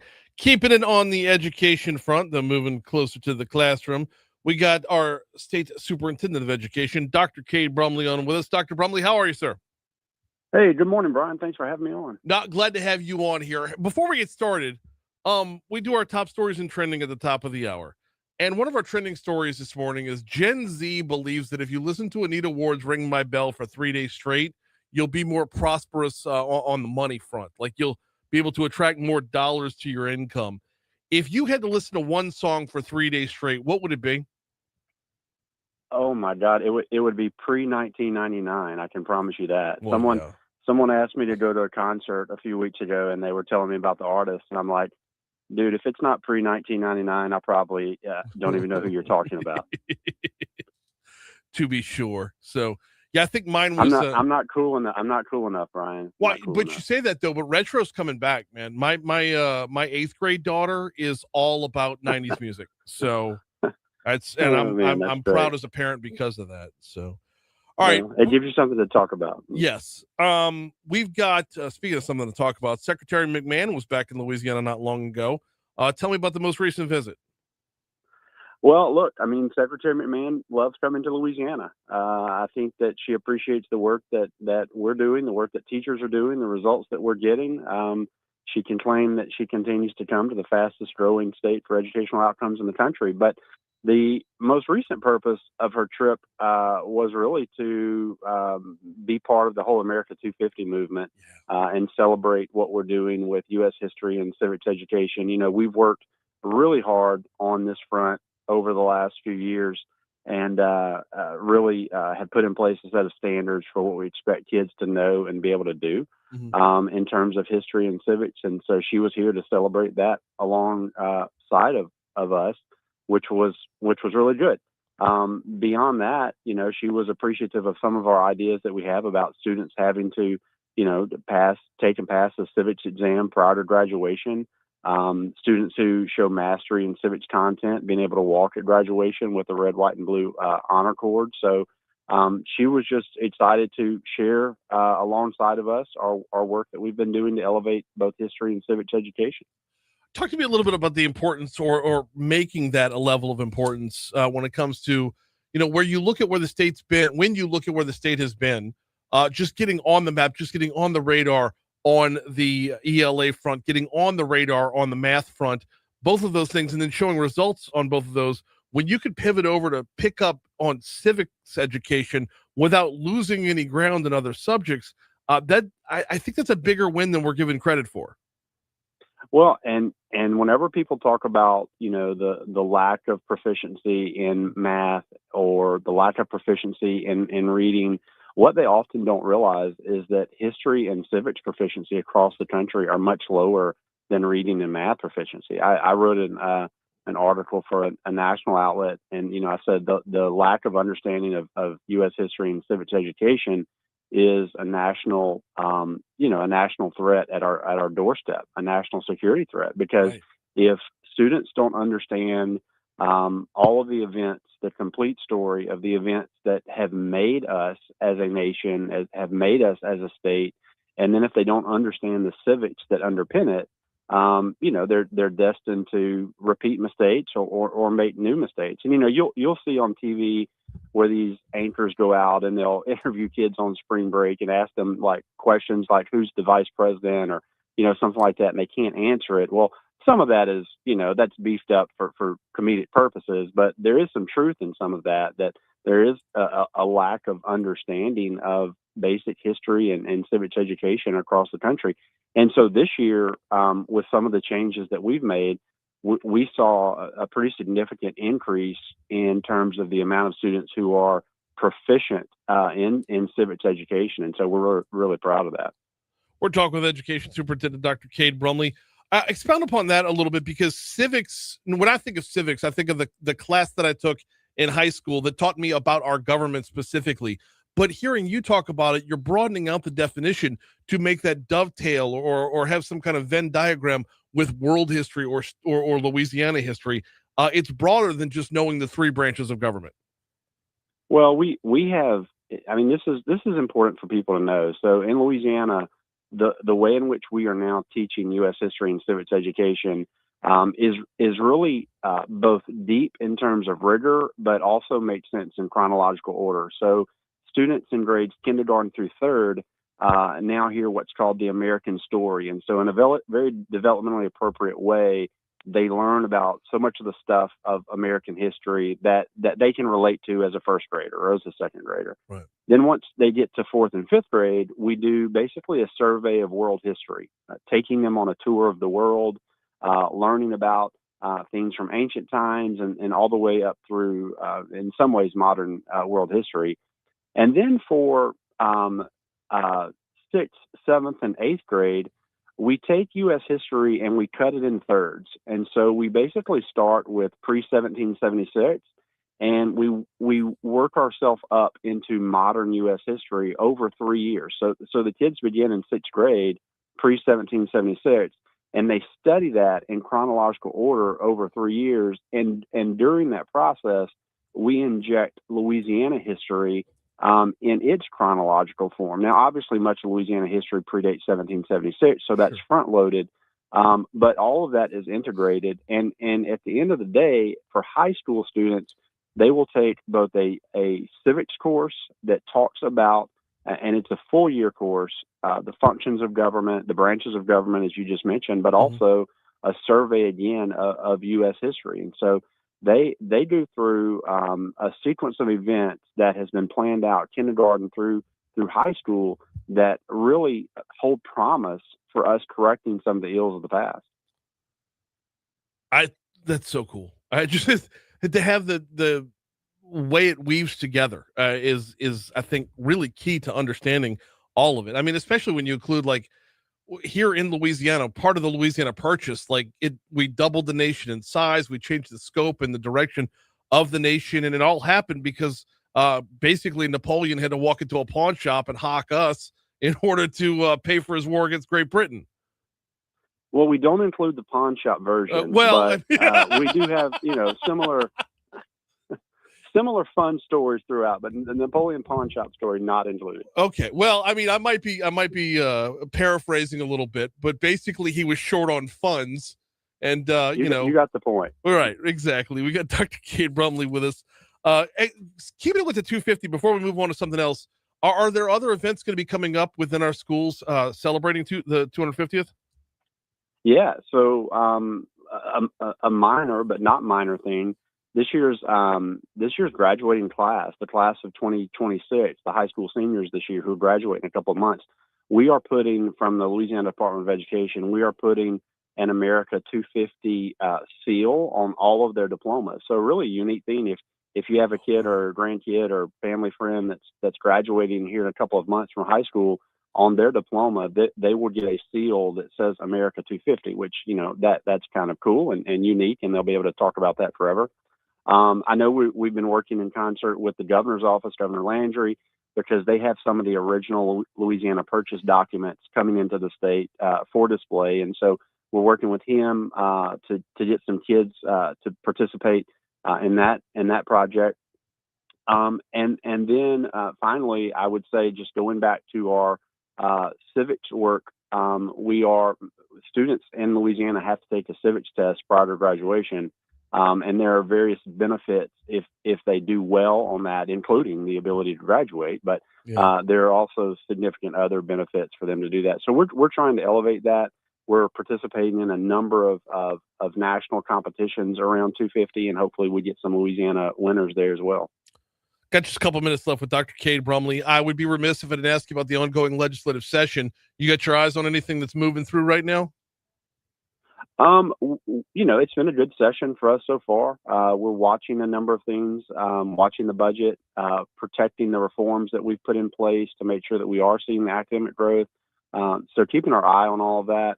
Relative to the budget, I would say something that we are monitoring and are engaged with is the constitutional amendment vote that's coming up in May, Amendment 3, which takes some funds that are already available within the state and pays down teacher retirement debt. So some of the retirement debt in the teacher pension system will be paid down with money that already exists. And in turn, with the savings from paying that down, teachers across the state would see a 2,000 plus permanent pay raise. So it's a vote. It's Amendment 3. A vote yes would provide for that permanent teacher pay raise. And to me, what's happening there is, one, you're taking funds that already exist, you're paying down retirement debt, and you are providing a permanent teacher pay raise without having to go out to the taxpayers and ask for more revenue. So wanted to just make sure that everybody understood to all extents possible what Amendment 3 does and how it does indeed provide for a permanent teacher pay raise without raising taxes on the citizens.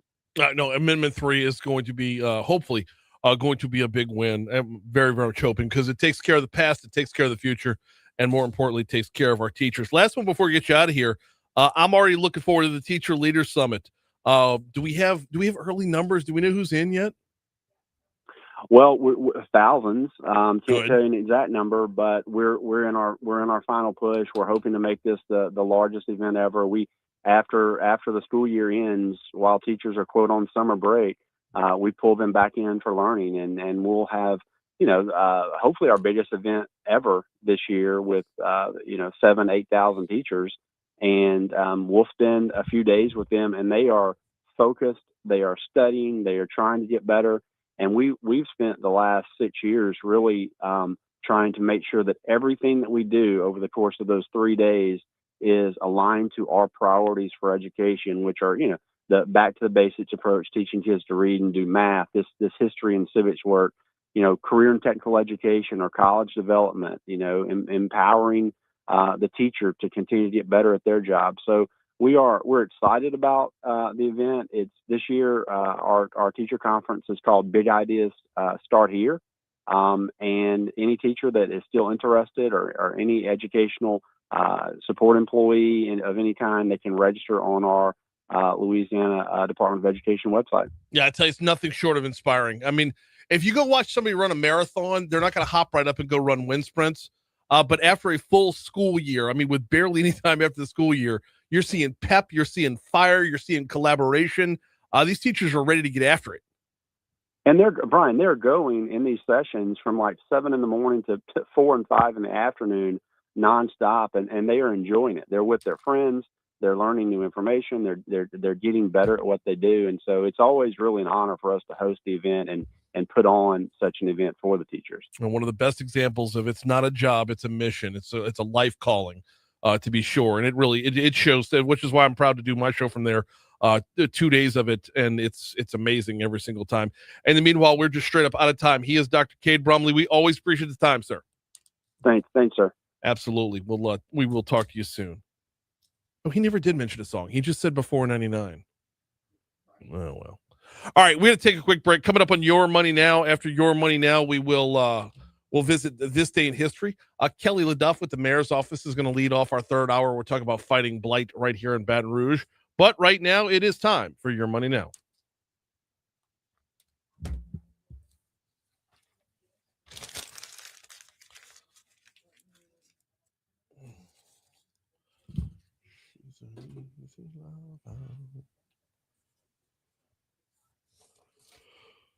But you will feel it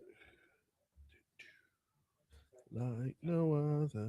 Okay, so I'm pulling the Leon. Yeah, Kings of Leon.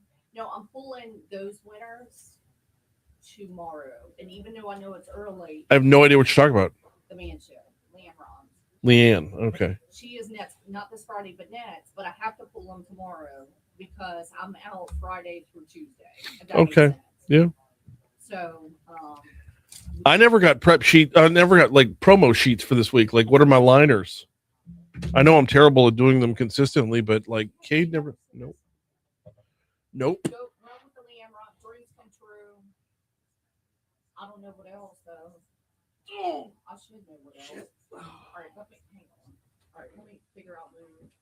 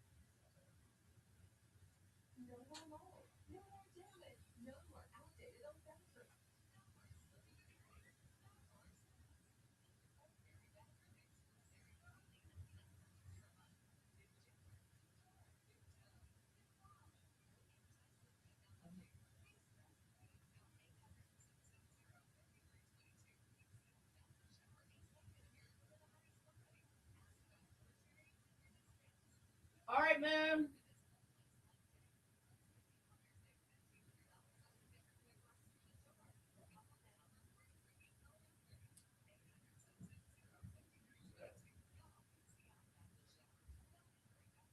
Is he already break? Yeah, I'm in break right now. You ought to be able to hear them. Okay. Oh. Put the Comrades fader in B mode. Let's see if we can just do The it. Comrades fader. I'm not retarded. Oh, wait. You gotta go to Comrex, the one. Flip mic. Joe Cuddy. Yeah. Right there. Okay. He's still on. So we got them. All we gotta do is they get to hear us. And he'll do that at 8 o'clock. But they'll get ready to go back on the air. Yep. Yeah, right when you get to heat, he's gonna call me. Okay. Okay. Anything else going on, Brian? Not really. Brian, I love titles like this. You ready? Scott Rawlings. I know Scott. Justin Rose deserves a master green jacket. Okay. Nobody deserves a green jacket. Go in. Yeah. Am I wrong? No, When you're I not see wrong. Stuff like that, it gets me mad. Think of T-ball. Everybody deserves a trophy. No. You got to earn them fuckers. Think your monkey deserve a national championship at LSU? No. You got to go win it. You think Kiffin deserves a championship? Well, that'd be nice. Well, yeah, it would be nice, but no, it's You saw the Michigan game last night. most of it. All transfers.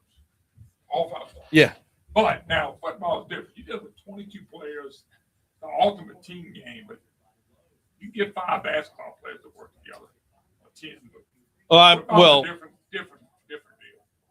I mean, yeah, it is technically the ultimate team sport is football, but basketball, you need that synchronicity. You need to be able, like football, it's 11 guys doing 11 jobs, and all 11 have to do their jobs, but they're all doing individual jobs. But see, that's offense. They go up to the defense. Come on, they got 11 more. They got to do the same thing. Right. You can't run if you can't block. You can't pass if you can't. You see what I'm saying? It's just Right. So all right, call me when you're ready. We'll do it real quick. Okay.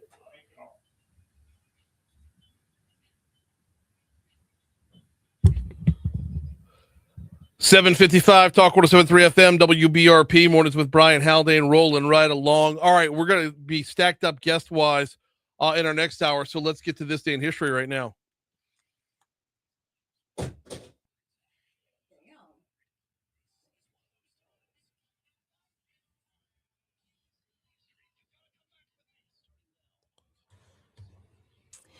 All right, we have to start with a fun one because today is also National Beer Day. So back in the year 1933, beer became illegal in the U.S.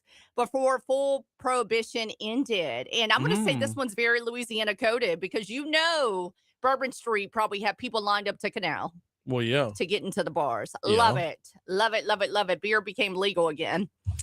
All right, in the year 1968, riots continue in over 100 U.S. cities following the assassination of Martin Luther King Jr. Okay.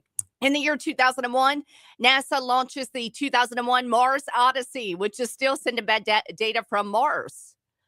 There we go. Now we can hear you a little better. Good. Yeah, Mars Odyssey. It's still working? Yeah, it's still working. And I remember when in the year 2000, everyone was obsessed with Mars all of a sudden. Yep. Let's see. 2024, Larry David's comedy TV show Curb Your Enthusiasm ends after 12 seasons, 12 whole seasons. It ended like 3 times, though, didn't it? Really? Oh, yeah. I didn't know that. I love that show. All right, what else you got? Oh, as far as this day? Yes. Ground was this day in 1924, ground was broken on Tulane Stadium. Woohoo! Yep. All right, let's see. Birthdays. Jackie Chan, 71. Yep. Let's see. Russell Crowe, 61. That's really all I have that's notable, believe it or not. Who else you have? As far as birthdays are concerned, Francis Ford Coppola, born on this day in 1939. Okay. Notable deaths on this day. John Prime passed away in 2020. Let's see. Henry Ford, 1947. Yep. Oh, wait, one more on the birthday front. Tony Dorsett, former running back. Okay. And Alan Dulles. Sorry. Love it. Okay, National Beer Day today. And one more death was Mike Wallace. Okay. Yep, National Beer Day today. International Beaver Day. International Snail Papers Day. I love how they always come up with a day. But we're going to go with National Beer Day. It's National Beer Day. We don't need more than just National Beer Day. At that point, we're good to go. I am light for this day in history. It's been light the past couple of days. No, today was especially light, and I don't really know why. I've researched different websites. Well, but yeah, and so on the one that I went to, so there's this one. On this day in 1966, hang on.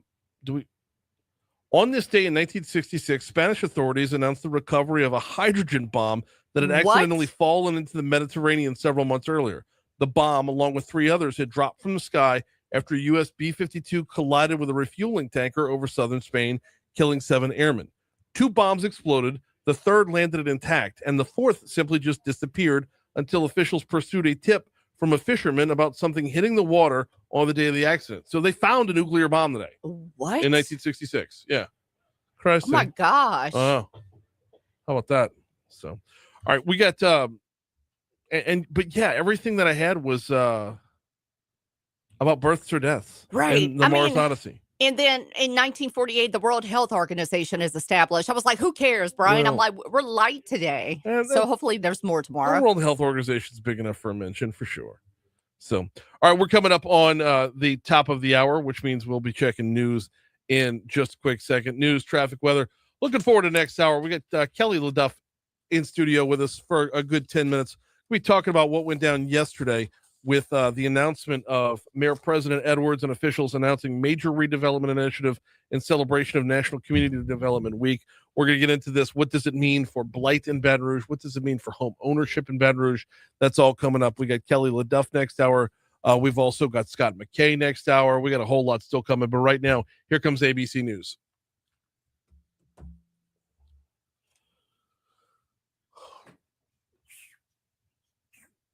Oh, snap.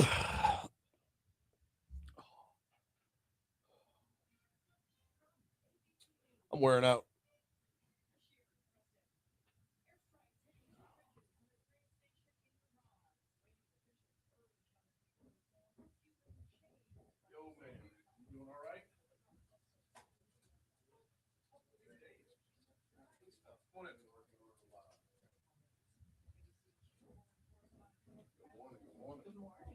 Kelly, Breland, Kelly. Hi, I feel like we met. Probably. I feel like I've been on here 3 or 4 times now. Yeah, I think so. Yeah, but I burn through producers like Nick Saban burns through coordinators. So Stop. I hope to be here for a Let's while. see.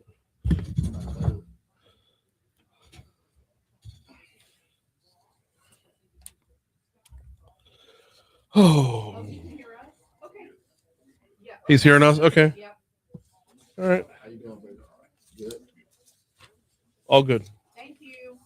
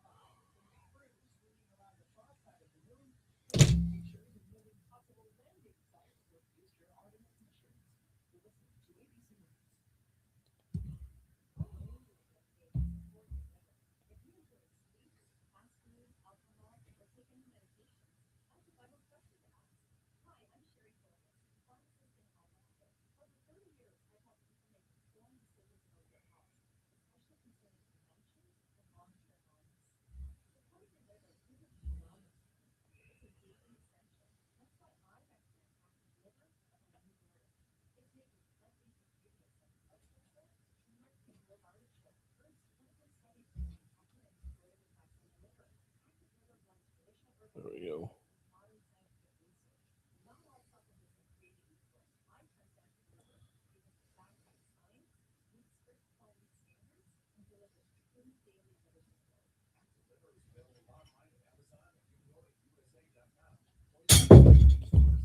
That didn't sound good. What was that? That's a fun we did. Oh, okay. This is Bloomberg Money Minute. Drug giant Novo Nordisk will price its new high-dose Wegovy shot at $399 a month for patients who pay cash for weight loss treatment. This undercuts the cost of most doses of Eli Lilly's step down. The price of the high-dose Wegovy is about 40% less than what Lilly charges patients for the top 3 doses of step down. Wegovy HD will be available starting today. Checking on your money, President Trump's latest deadline for Iran to agree to the deal is hours away, and traders are breaking for a number of outcomes. Stock futures are falling this morning ahead of the open on Wall Street. And golfer Bryson DeChambeau is spearheading investors in central firing toward Fox AI. It's a company that specializes in artificial intelligence technology and 3D motion capture. We got to get with the Metro Baton Rouge Then and Now Facebook page because they have a good Today in Baton Rouge history moment every single day. Is it a group I can just opt into? Yeah, it's a Facebook group. What's it called? Metro Then and Now? Metro Baton Rouge. Oh, I'm in there. Okay. So 5 hours ago, Oh, yeah. Look at Plank Road. yeah, The highway was completed in 3 years. I don't think that's Plank Road though. I think that's 110. Yeah, that is 110. But it was saying, oh, become the non-elevated section of Interstate I-110 between York Street and Plank Road. Yeah, that's the Memorial Stadium curve right there. That's cool. Why do I not have this where they ping me? Manage notification. There you go. Oh, because I turned that crap off.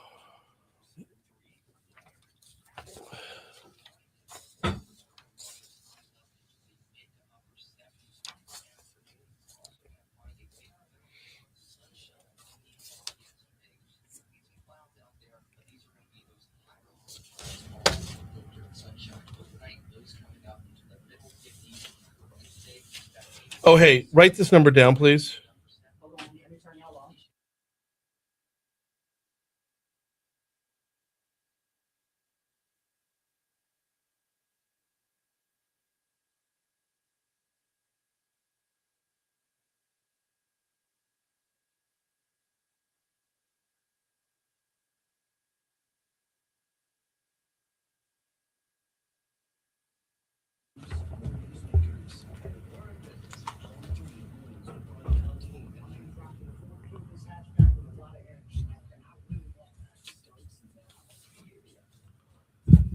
.806 Talk 107.3 FM WBRP mornings with Brian Haldane rolling right along. Hour 3 coming your way right now. Brian here with you. Bree Lynn producing. We are guest heavy this hour. We're going to talk get inside the legislative session with Tom Rawlings coming up in our next segment. We're going to get inside the Senate race with Scott McKay at 8:35. But right now, as we broadcast live from the 180 Pro studio, let's take you back to yesterday where a big announcement was made. Mayor President Sid Edwards of the Office of Community Development announced a major initiative that will invest at least $6 million in federal grant funds to reduce blight, stimulate economic development, promote community revitalization, and attract first-time homeowners as National Community Development Week kicked off. Here with us, heading up the Office of Community Development, is Kelly LeDuff. Welcome back. How are you, man? How you doing, B? Doing well. You doing good? Man, another day in paradise. Bro, yesterday was a big day. It was. Yesterday was a big day. $6.3 million is what we're looking at. Yeah, man. Give me the breakdown of the program. So we were waiting for this week, kind of purposely, right? Right.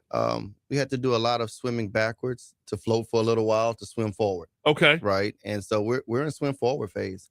And man, we really looked at what can we do to make the biggest impact. And whether we're working with Harvard or NYU or talking with other cities or talking with our leadership, the council, home ownership keeps coming up. And we think it's paramount. So at the center of what we're doing is creating home ownership. I think by doing that, we reduce blight. And then from there, we've got a bunch of other new programs. Okay. So talk to me a little bit about the equation of how do you get from point A to point B? How does home ownership specifically reduce blight? Is it just a matter of having skin in the game? Yeah. One of the big things when we look at blight, there's a lot of out-of-state developers that are just buying up adjudicated properties and sitting on them, no real performance. You have a lot of, renters. They're great families, hardworking families. They work at the city, they work at the hospital, they work at ABR schools, and they just need that nudge, that opportunity to have home ownership. And when we can come in and create 3% mortgages, we open up the next phase for the next family who may need to rent, who need to lease an apartment. And so we're just trying to move the cycle and do something that lives longer than us. How far can this money go? I mean, this is because it does $6.3 million in the home ownership world doesn't sound like a whole lot, but when we're talking about homes that, we're not talking about Bocage here. Right. So how far can it go? It can go a long ways. And I'm going to tell you why. We started thinking about how can we be more self-sufficient through OCD. We see what happened the past year or so with the federal dollar and the government shutdown. One of the things that major cities do that makes them really, really effective is they create their own dollars. So for us to go into like the home you saw yesterday, that was a $44,000 investment by our office to take a former property we have and make it something I would live in that house with my family. Right.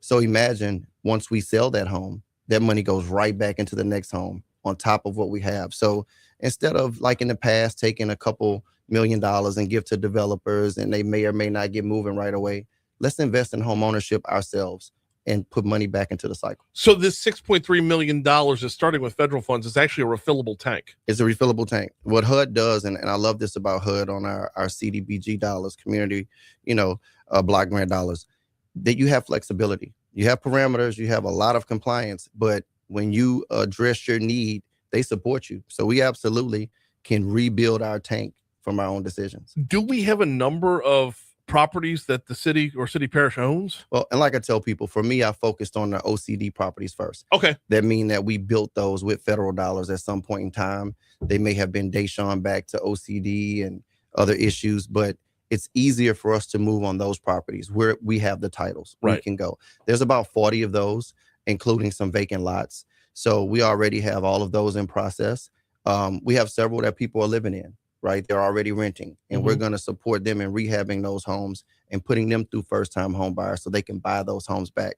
But altogether, I would say about 20 vacant lots we're looking at. Okay. And 40 homes. So new construction and renovation. Well, and this is something that we actually talked about a similar thing with Breck yesterday, where they're looking to get rid of obsolete land.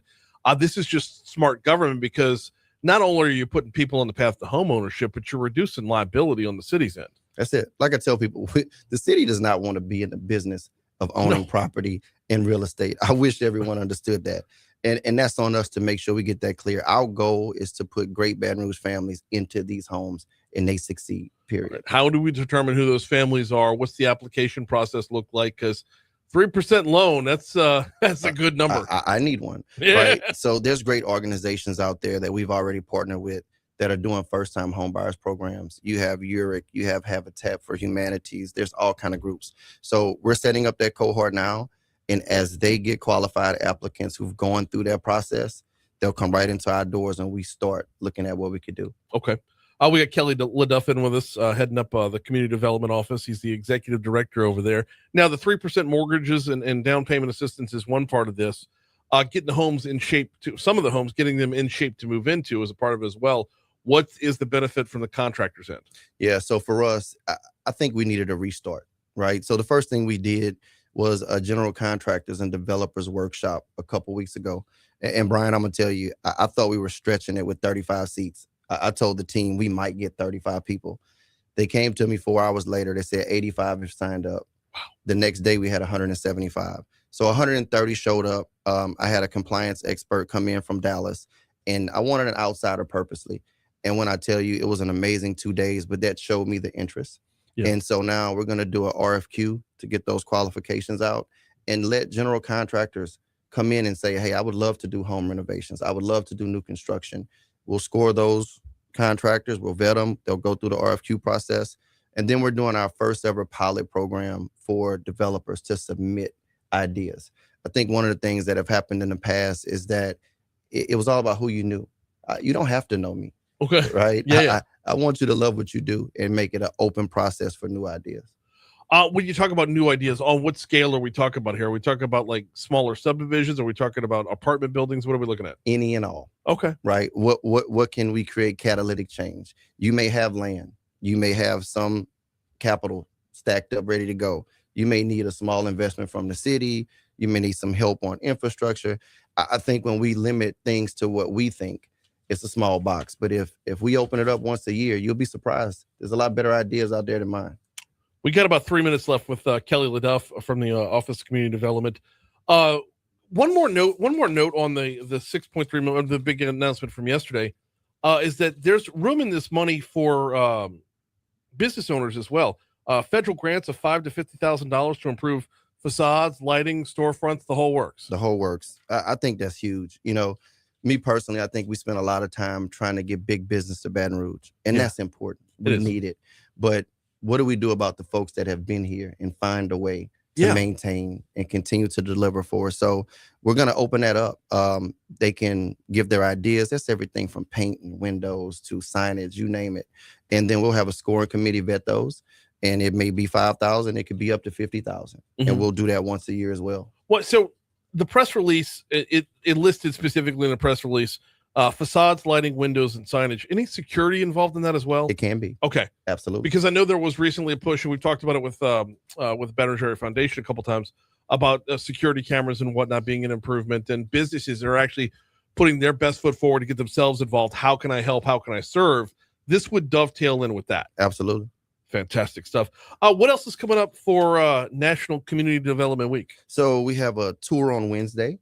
We're taking city leaders, our partnerships, our council, everybody's invited, right? And we're showing them our larger developments, things that are nearing completion, things that are underway, and also discussing some ideas. I think this particular group, we all get busy in the weeds sometimes. Yeah. I'm fortunate to be out there and in the community, but I think to take a ride and look out the window and really see it and see collectively what we're missing, but also what we should applaud at. It's a lot of good work, right? Mm-hmm. From the previous administration, this council, and where we kind of took the ball and ran with it. I think it's a great opportunity to reflect.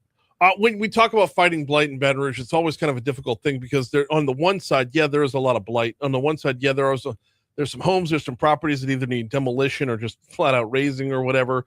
At the same time, though, housing shortage overall. Walk me through a little bit about that balance and how we're going to approach it moving forward. And look, I can tell you, I tried to stress this to media yesterday, but blight is such a buzzword, right? Oh, I so know. it kept coming up.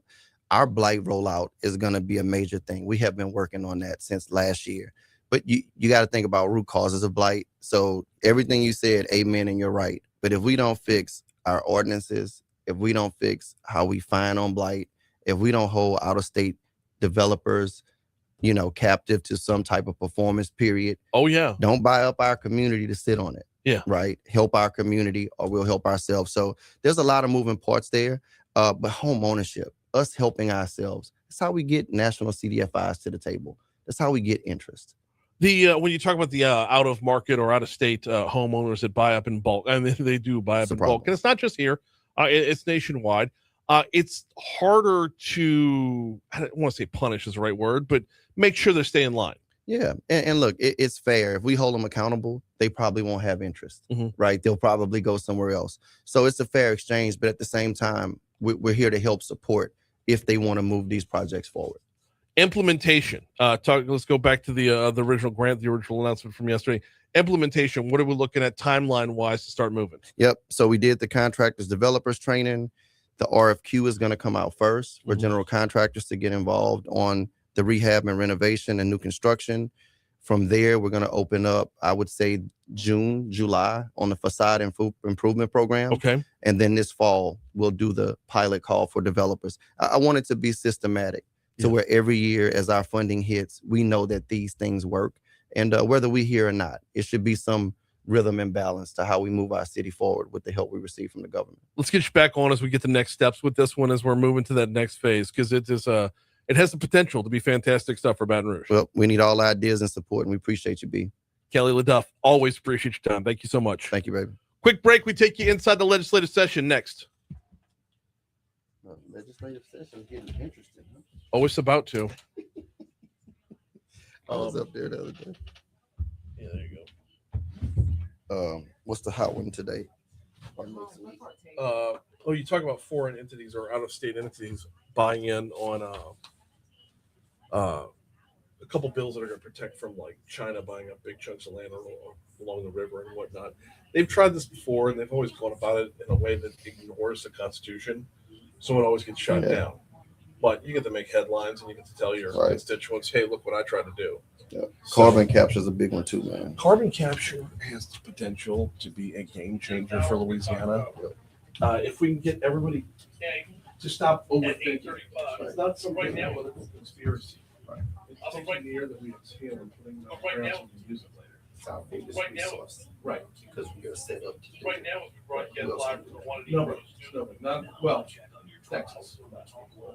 And I look at the 70s and 80s in Morgan City or New Orleans, and the state legislature decided we didn't want to play in a business-friendly way, so they just packed their shit and left. And now we have the opportunity to say, ExxonMobil, Shell, Chevron, all y'all that we left over in the past, we're gonna do you right this time, and we're gonna. So that's my word. Yep. All right. Appreciate you as always, bro. Yep. Y'all be safe. You too. Good meeting you.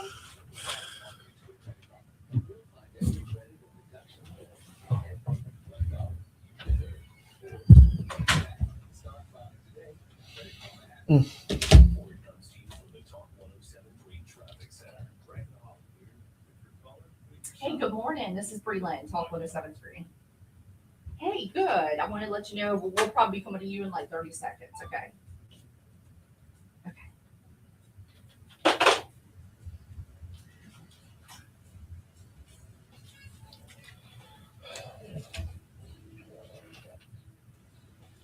Oh.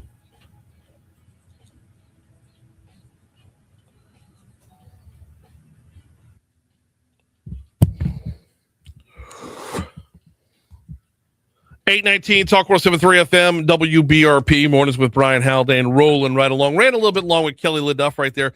Not a problem though. Kelly doing some amazing stuff, and I'm looking forward to that follow up there once we can see some demo and renovation going on around town. That's gonna be good stuff on the very near future. All right. Want to pivot real quick, take you inside our state capitol where Tom Rawlings, the State Shield Policy Director, is going to be testifying in front of some committees this week. He joins us right now. Mr. Rawlings, good morning. Welcome to Talk 107.3. How are you?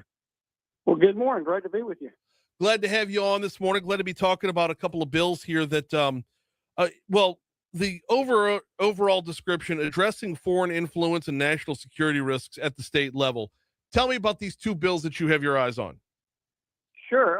So, we're part of a group called State Shield, and we have been working with, of course, your folks down in Louisiana, especially on these bills, Representatives Amity, Senator Hodges, Representative Horton, a bunch of other folks, because I think your legislators recognize that we have a serious issue with China and other hostile foreign nations making a concerted effort to influence folks at the state level, to corrupt our state politics, and really to undermine Western democracy is what I'd say.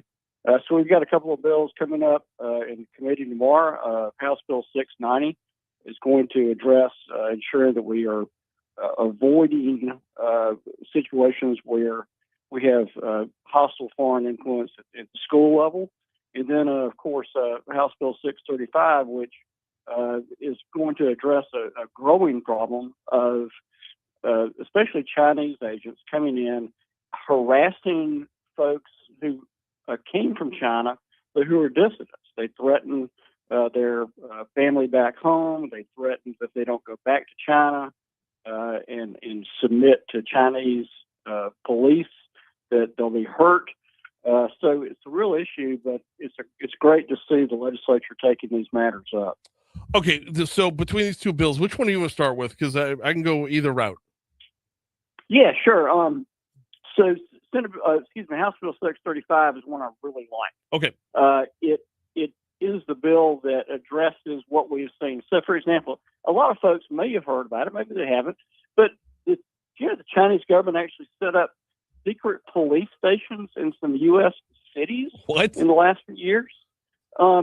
They were going around harassing Chinese citizens. This bill ensures that if someone does that sort of activity, harassing either U.S. citizens or folks living in the U.S.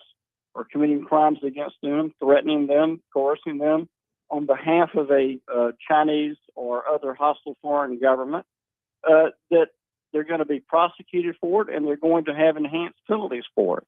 I think this is a great bill. It's one of the first I've seen. Florida did something very similar recently, but I'm glad to see that Louisiana is really on the forefront of this issue. People come to America for our freedoms. We don't need to have, and apparently according to reports, there are hundreds of Chinese agents who are going around throughout the United States and seriously harassing people who dissent, who may be protesting on behalf of Taiwan, who may be concerned about human rights issues in China. They harass students who express dissenting views, and we've got to stop that so we can protect the fundamental freedoms of everyone who is here in the United States. How does something like this get sniffed out? How does this get on your radar? Well, honestly, the first I heard of it was the issue of the secret police stations a few years ago. But also, I'll say there was a congressional hearing about 2 weeks ago involving a United States citizen, a young American girl born in America, who was a student at Stanford. And she became sort of an outspoken critic of the Chinese Communist Party. And she detailed how she had been harassed by Chinese agents over the course of a year or two while a student at Stanford. The truth is that the Chinese totalitarian government and its leaders they just really have thin skin. They don't want anybody complaining about them. They don't want anybody complaining about their treatment of the Uyghurs, the genocide of the Uyghurs. They don't want anybody complaining about their suppression of rights. And so they literally feel that they are entitled to come over to other countries and harass individuals who speak out against these problems. This is the first I've heard of the pop-up police stations, if you will. You're talking about an entire operation that was going on in Manhattan, and like you said, a reach that went out to students in California. There's two separate things. It wasn't the same one, but exactly. I would encourage your listeners to, just do a real quick Google search for the United Front in China. You'll find a number of recent reports out there talking about how the Chinese government has set up these organizations in the United States. Part of their purpose of these organizations is to not only promote China and Chinese Communist Party propaganda, but also to really coerce others, especially those of Chinese descent, into towing the party line and threatening their family back in China if they don't. It's quite frankly a frightening time to be around. Is this a big problem in Louisiana, or is a bill like this getting out in front of a potential problem in Louisiana? Well, yeah, obviously we don't know how much of a problem it is. I would say that we are. I think this is why it's great to see the legislature getting in front of this issue. Yeah. But we did have, of course, a secret police station in Texas. We, of course, had one in Manhattan. So you can't say that this is very far away. And I would imagine that there is that these types of activities, especially once this bill is in law, part of the bill also puts within the Office of the Attorney General a sort of a unit and a training program to make attorneys and to focus on these issues, to make them more aware of these issues. So I think the more that awareness grows of this, what we call transnational repression by China, the more that we're going to see these cases pop up, because people will be on the lookout for them. Yeah, well, and it was. So I asked because we're talking about like 0.3% of our population is Chinese here in Louisiana. But when you talk about your city centers, when you talk about your Baton Rouge or New Orleans, that number is going to go up a good bit. Sure, and remember that they're not only harassing individuals of Chinese descent. As in the Stanford case, that young woman, I believe, was sort of a European descent. They just happened to target her because of what she had been doing. And you've seen, if you look worldwide, you'll see that the Chinese government, of course, the Chinese people are different. We're talking about a totalitarian government that suppresses its own people. And they've done this kind of thing all around the world. There are cases that have been demonstrated in Canada, in Nepal, in the United Arab Emirates. So I think the truth is they're not simply targeting individuals of Chinese descent. They are willing to target, harass, and really go after anyone who gains a prominent position as a dissident or as a critic of the Chinese Communist Party in its aggression. We got about 2 minutes left, talking, of course, with Tom Rawlings, the policy director for State Shield. Within those last 2 minutes, let's go ahead and pivot over to Beryl Amade's bill, 690. What does this one do? Sure. So this is really focusing on ensuring that our K through 12 educational system is, that we're not having curriculum. We're not having vendors bring in curricula that really are essentially propaganda from foreign adversaries and foreign terrorist organizations. What we want our children, we obviously want our children to learn about American history, both the good and the bad. We want them to learn why we have the Bill of Rights and the importance of individual freedoms, and of course of individual responsibility. But I think we have seen situations such as what we call the Confucius Institutes that were prominent a few years ago, where that was basically a sort of a way for the Chinese government to come into the educational system, usually at the college level, but sometimes at the high school level, and really spread propaganda about the what they call the superiority of their autocratic rule. And so, certainly young people need to know about both. They need to know about history, they need to know about politics, they need to know about different systems of government. But the key is, of course, to make sure that when a school system is adopting a curriculum, they're not simply opening the door to flat out propaganda from a hostile foreign adversary. Mm-hmm. And I think there's no doubt right now, the federal government has designated China, Iran, North Korea as our hostile foreign adversaries. We're to some extent in a bit of a cold war with each of these nations, and we've got to make sure that we're not welcoming them into our school systems. So I'm really happy stuff. about it. So you're testifying tomorrow, correct? Exactly, testifying in 2 different committees tomorrow, and look forward to supporting Representative Amity and Representative Horton. Certainly, Senator Hodges has been involved in these matters through the task force on critical infrastructure that she's running, and look forward to helping out. And look, it's y'all folks in Louisiana it's all about protecting you. I'm just simply happy to come over and lend our voice and just talk about our experience having worked with these issues, and highlight that this is a real issue. And we really need to keep educating the public about the threat of hostile foreign influence, especially in this day and age when you can open up TikTok or Twitter or whatever, and you can have information from all over the world. And make sure that people aren't able to reach out from an autocracy or totalitarian society and exercise hostile influence and coercive influence against our residents. He is Tom Rawlings, the policy director for State Shield. Appreciate a couple minutes. Make sure you swing by Rocco's when you're in town. Grab yourself a po' boy. And thanks for hopping on board today. Absolutely. Good to talk to you. I'll see you. Likewise, we blew right past ABC News. Here's your local news, traffic, weather. We're talking the Senate race with Scott McKay next.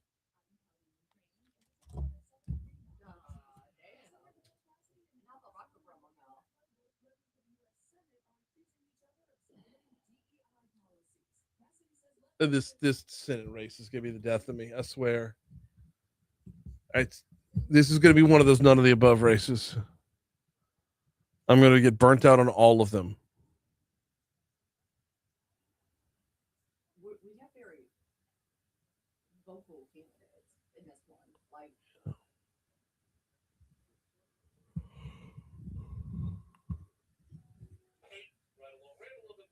one.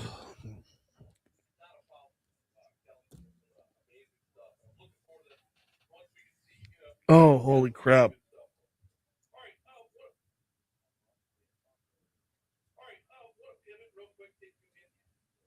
Ran long with Kelly LeDuff. Ran long. What? So I ran long with LeDuff on purpose so that I wouldn't have as much time with, because I didn't feel like it was going to be a full-on topic, but damn, that guy got into it.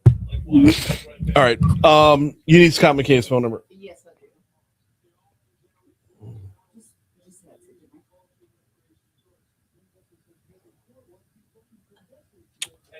Yeah.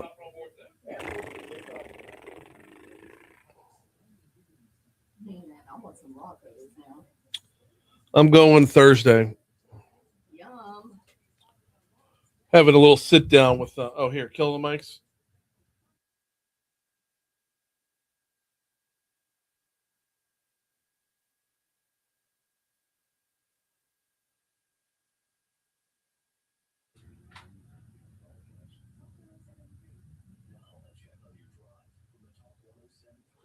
Whew.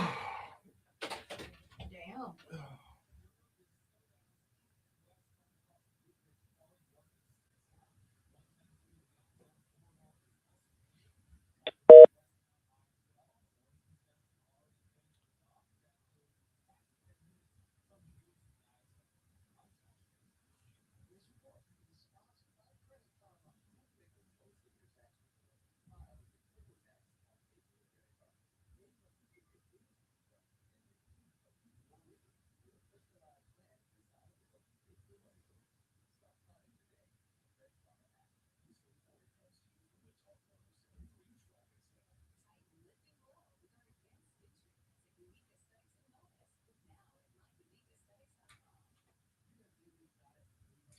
Hey, Scott.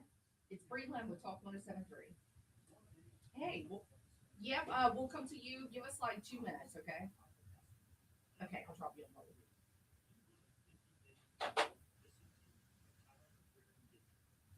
Oh God.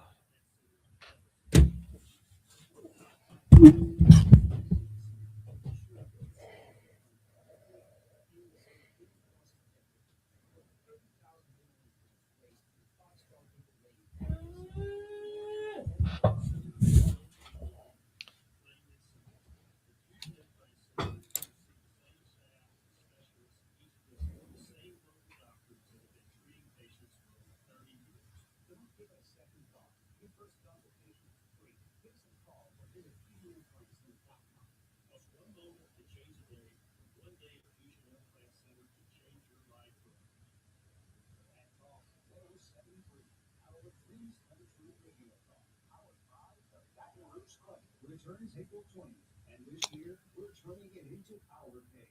Dr. Andrew Robichaud. Beyond diagnosis and treatment, we're committed to caring for the whole person, not just necessarily specific problems. We want to come alongside and support the family through some of these difficult moments. A few things, a big impact, and some seriously unforgettable concert giveaways when you step up. Oh.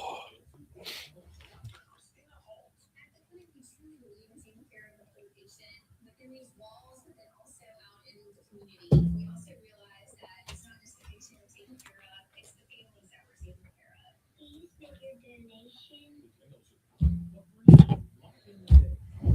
Come True Radiothon is powered by the Baton Rouge Play.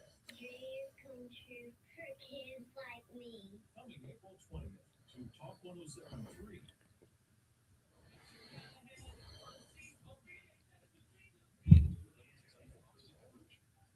Talk 107.3.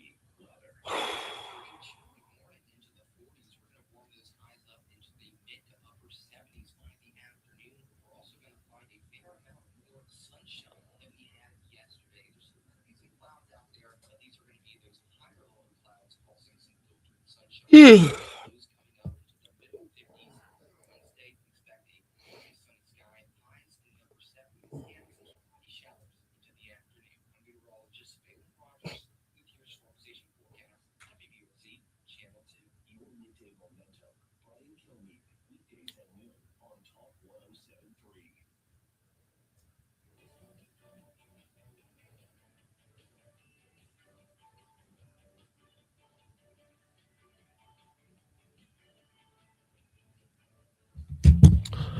838 Talk 107.3 FM, WBRP. Mornings with Brian Haldane, rolling right along, getting you back on track real quick as we're finally caught up on time. Okay, we are just over a month and a week away from the closed primaries for the Senate and, well, for all the 6 House seats in the state as well. But Senate's where we're focusing today. Scott McKay, editor of the Hayride, founder of the Hayride, joins us right now. Scott, how are you, man? Howdy, Brian. How's it going? Going well. It's starting to get a little chippy in the Senate race. Wanted to check in with you. Yeah. And do you feel like this is going to be the tone for the next month? No, I think it'll get much worse. Well, historically, and we don't have an enormous amount of experience with this because we've done open primaries for, however many years. But typically speaking, it's the party primaries that are the nastiest. Because ideologically, there's not an enormous amount of difference between the candidates when they're all in the same party. So like they have to differentiate themselves in other ways, and that almost always cuts to the personal, right? So Cassidy's running all of these ads on Letlow with, statements she made that, make it sound like she's for DEI, which when she made them, she certainly was because she was trying to get a job at a university. Right. But, and then, there's sort of the nastiness that Fleming and his people have heaped on Letlow and also Cassidy, and Letlow's people are not, they're certainly giving as good as they get. I mean, you're going to see a 3-way food fight for the next 5 weeks that is going to only intensify. And then it'll intensify even more than that because you have a runoff. And again, there's not, I mean, if Letlow and Cassidy are the runoff, which a lot of people think is going to be the case, like they have, like other than Cassidy's impeachment vote, their voting records are pretty similar. Yeah. Well, from the Heritage Foundation standpoint, Letlow cuts about 6% more conservative than Cassidy does. But to be fair, I can't remember which other. I don't know. It was the American Conservative Union. One of them has like Cassidy at 76, and she's at 75. Like, oh, okay. They're really. I'm blowing my citation here because I can't remember which scorecard this was. I think it was ACU, but don't hold me to that. Might have been Club for Growth. It's within the margin of error, is to be sure. Yes, and they're very similar. You have to add it to that. Those scores, Scott, I don't trust those scores because they're always skewed based off of Louisiana's need versus what is considered conservative. And some, and these are conservative scorecards we're talking about. Some of them emphasize, some things and others. I mean, those scorecards are not based on every single vote. Like the people making the scorecard decide, okay, we're going to score this vote. We're not going to score that vote. And there are a whole bunch of criteria that they can use in order to make those things. So, it's almost like you need the Real Clear Politics average of scorecards.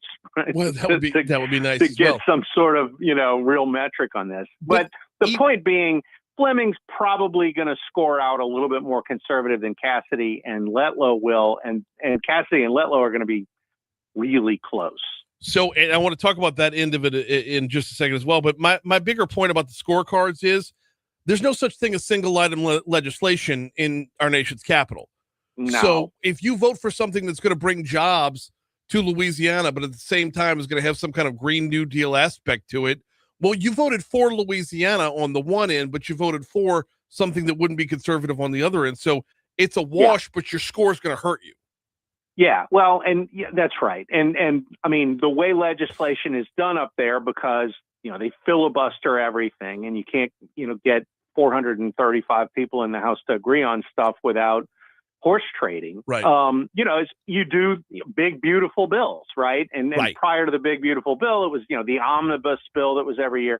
And so you can pick through anybody's voting record and you can say, well, you voted for, subsidies for transgender surgeries. And the guy's like, I did? Did I? Yeah, right. Exactly. like, that was bad. I didn't do that. And it's like, oh, yes, you did. This is your vote. It's like, yeah, but I voted for these 15 other things that I thought were good. And this was the bad thing they made me vote for in order to get the 15 things I like. We don't do as much of that in Louisiana, which is not a particular endorsement of how the legislature operates here. But we do have one thing that I would love for them to put in Congress, which is a requirement of germaneness on a bill. In other words, single subject bills. Right. Then you really could evaluate voting records in a meaningful way. This used to be, so Congressman Graves and I would have this conversation. It seemed like once a month to where it's so needed, but you're never going to get it. You're never going to get it because you lose the horse trading. That's right. And I mean, there would have to be some massive sea change election that brought in, a whole new class of people. And they would have to run on things like that in sort of a contract for America type of thing. Mm-hmm. That's the only way you would ever see anything like that. It would actually, unclog the works up there, and you would have a functional legislature in Washington, D.C. Well, which may or may not even be a good thing, actually. But I'd be willing to walk through the experiment to be sure. Yeah, well, that's right. But I mean, we're so far from that right now that you can't even. I mean, we're going to have another big, beautiful bill this summer. I mean, like because it's the only way to get any legislation done. Because otherwise, you pass a bill that is, a Republican priority bill, and Chuck Schumer's going to filibuster it. And they can't break the filibuster because their caucus is 2 weeks. So what are you going to do? Got Scott McKay on with us, talk about the Senate race. So Senator Cassidy and Congresswoman Letlow can go back and forth on their current voting records. What's John Fleming's role here? Because, I mean, he has a voting record from the past, but I would argue nothing pre-COVID applies as far as a voting record's concerned, because the world's upside down now. Probably so. I mean, Fleming was one of the original founders of the House Freedom Caucus when he was in the House, which is a really nice feather in his cap from a conservative standpoint. But like the problem that Fleming, and ideologically, if that's the only reason you're going to make a vote, Fleming is probably where you go if you're a conservative. The problem is he's going to be like 75 years old on election day. So realistically, you're only getting one term out of him. And then 6 years from now, like, well, we're back at this again, and like, pick through all of the candidates that were going to run this go round, and maybe they go back in and there's a whole bunch of new people, and you've lost the seniority that you would otherwise get from either replacing Cassidy or not. So like it's a value judgment as a voter, right? Decide, do you want to vote on ideology? Do you want to vote on something like, seniority? Do you want to vote on putting somebody there who's, going to be there for the next 30 years? I mean, like, right. If depending on your criteria that you're looking for in a senator, knowing that most of the votes will be pretty much the same with all three, there will be some differences. Pick your poison is kind of how this comes down. And if you're Fleming, you're just going to push the ideological angle. Like, I mean, you say, I'm the conservative and these two are rhinos. That's what you're going to say if you're John Fleming. Okay. Is there room to debate whether or not conservative equals the closest to Donald Trump? Because I feel like that's where the real contest is right here, is to see who can buddy up with Trump the most. And it turns into a try hard type of situation.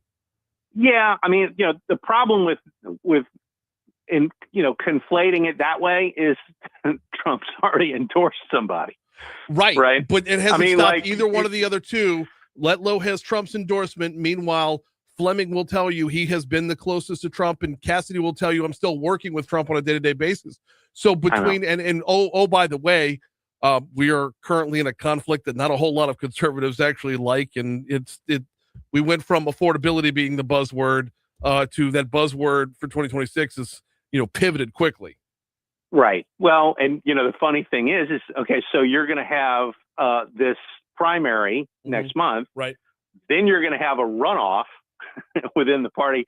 And my guess is the Iran thing will be done by the time the runoff gets going. Okay. So you might you go from affordability to the Iran thing to something else. And you almost, depending on how close this thing ends up being, I mean, like it could be whatever the issue of the day is and how that positions between the remaining candidates that resolves this. Got Scott McKay on with us. Hey, Scott, I'm looking at a minute and a half till the break, and I got a lot more I want to cover. Can you hang with us through the break? Sure. All the way to okay. Whatever. All right. That's fine. Before we hit our break, though, which we got to hit for 8:50, before we hit that break, I want to ask you about the money right now. Where's everybody leveling out with a month and a week to go? Well, the thing is that like Fleming has this $2 million. It's his $2 million, and he puts it in for the campaign finance reports, and then he takes it out after the report is over. Right. And he hasn't really raised any money. And he's running sort of this kind of guerrilla warfare, guerrilla marketing campaign. Whereas, Letlow, and we don't have her disclosure for the first quarter yet. Okay. But she was 2.4, I think, at the beginning of the year, and I'm sure she's raised more than she's spent since. So, but you're going to spend a whole lot of money between now and 5 weeks from now. So we'll see. She doesn't have Cassidy money. Right. Cassidy is the money candidate in the race, and he, I guess, needs to be. I mean, the thing of it is this. Most of the voters in a Republican primary in Louisiana do not want to reelect Bill Cassidy. Like that's the and I don't think there's any amount of money that he can spend that will change that. The question is whether they will, who will come out to vote. Hang on, that's where we're gonna have to pick it up because on my notes, the next note is butthurt, and that's where we're gonna go after we check your money now and we check traffic one more time. We got Scott McKay from the Hayride on with us, and we'll continue next.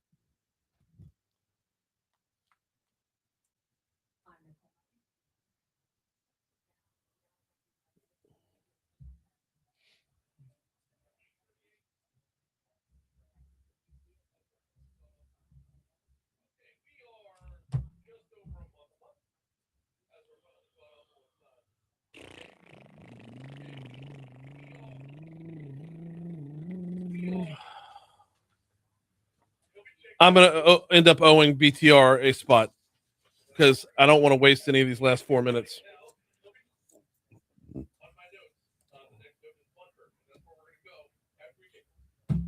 Whenever Exxon starts, you'll have all those. Yeah, I know. I need to do better in the 6 o'clock hour.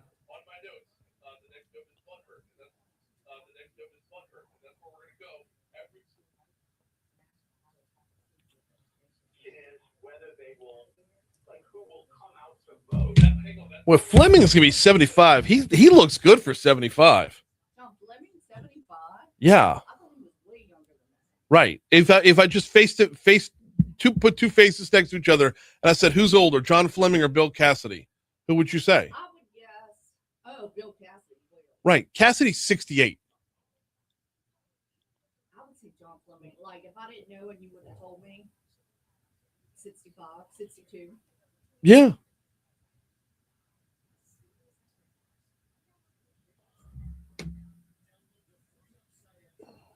And Julia, early 40s. Yeah. Because she looks good, whatever age she is.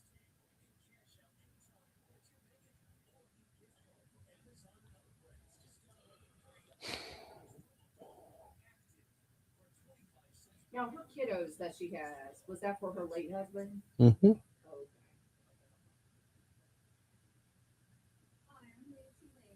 No matter what part of our great state you call home, Louisiana's election for the children's heart will be on. 2026 Illinois primaries change how some of those elections happen. Keeping your registration current ensures you get the right party ballot. Remember, this change only applies to certain offices. Learn more at thebuildo.com or download the Buildo app.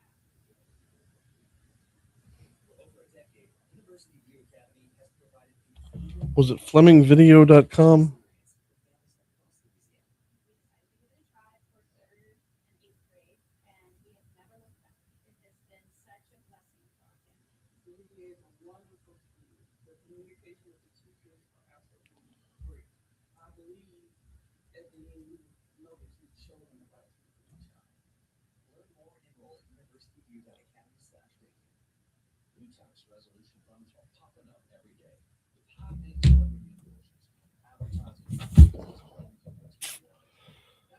Not a secured website. I can't get to it on my laptop. Okay.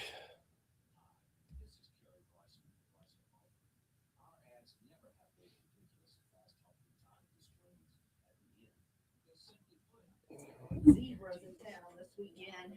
Woohoo! Oh, the band you made fun of me for not knowing who they were. Yeah, Zebra. You're like, a zebra. You're like, how do you know about Zebra? You're like 12. You just say that. No, I didn't. But yeah.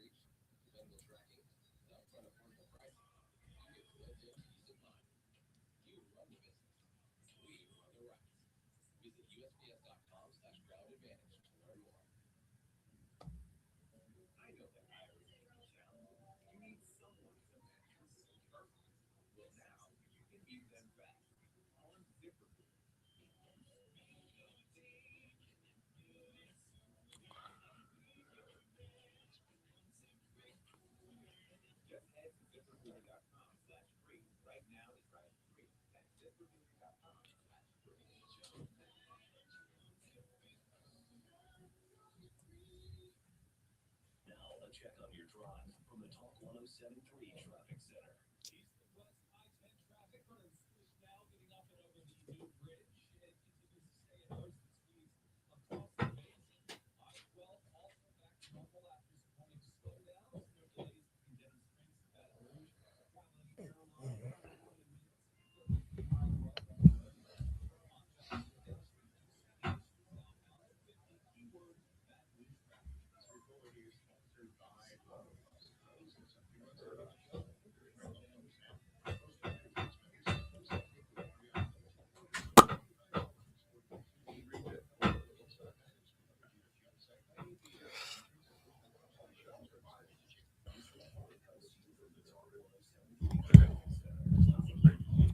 Oh, God.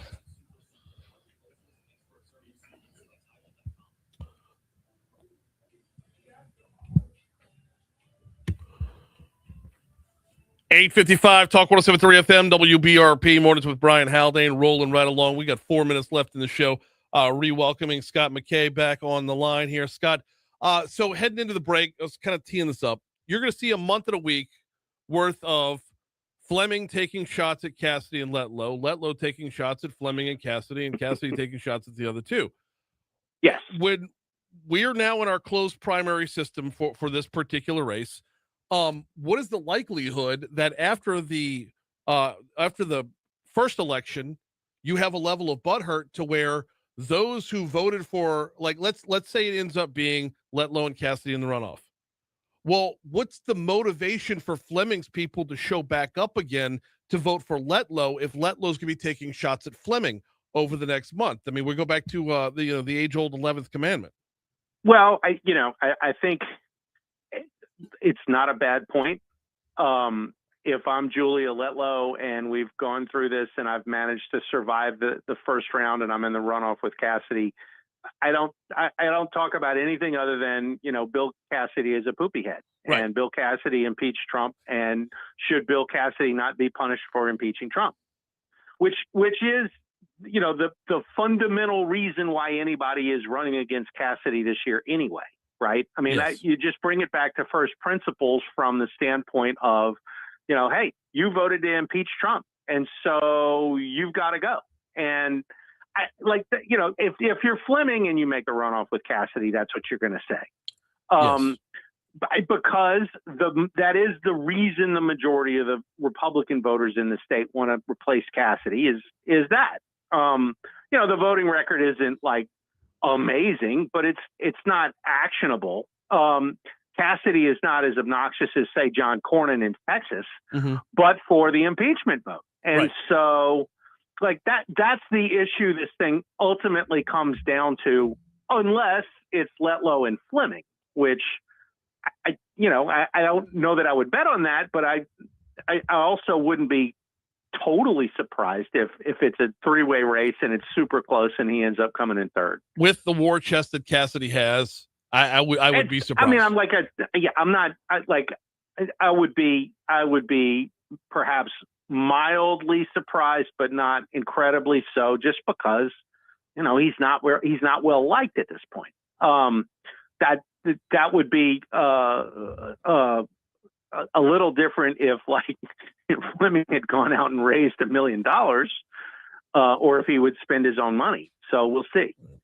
Well, yeah, what my concern is right now is we moved elections to get the same result. We went from the jungle primary to the closed primary, and we're still going to see someone want to take their ball and go home. Well, could be. This would have been such a different race if Blake Miguez had stayed in it. Wow, right? I think that ultimately, and I'm not going to say it was a mistake for Miguez to get out, but I still think Miguez would have probably been rising quickly in the polls at this point. Definitely would have been an X factor. Yep. And I think he would have ultimately been sort of what Fleming's people were looking for. And maybe we got to bounce. We're straight up out of time. He's Scott McKay from the Hayride. Yes, always sir. appreciate your time, brother. See ya. Later on. Moon's next. Stick around.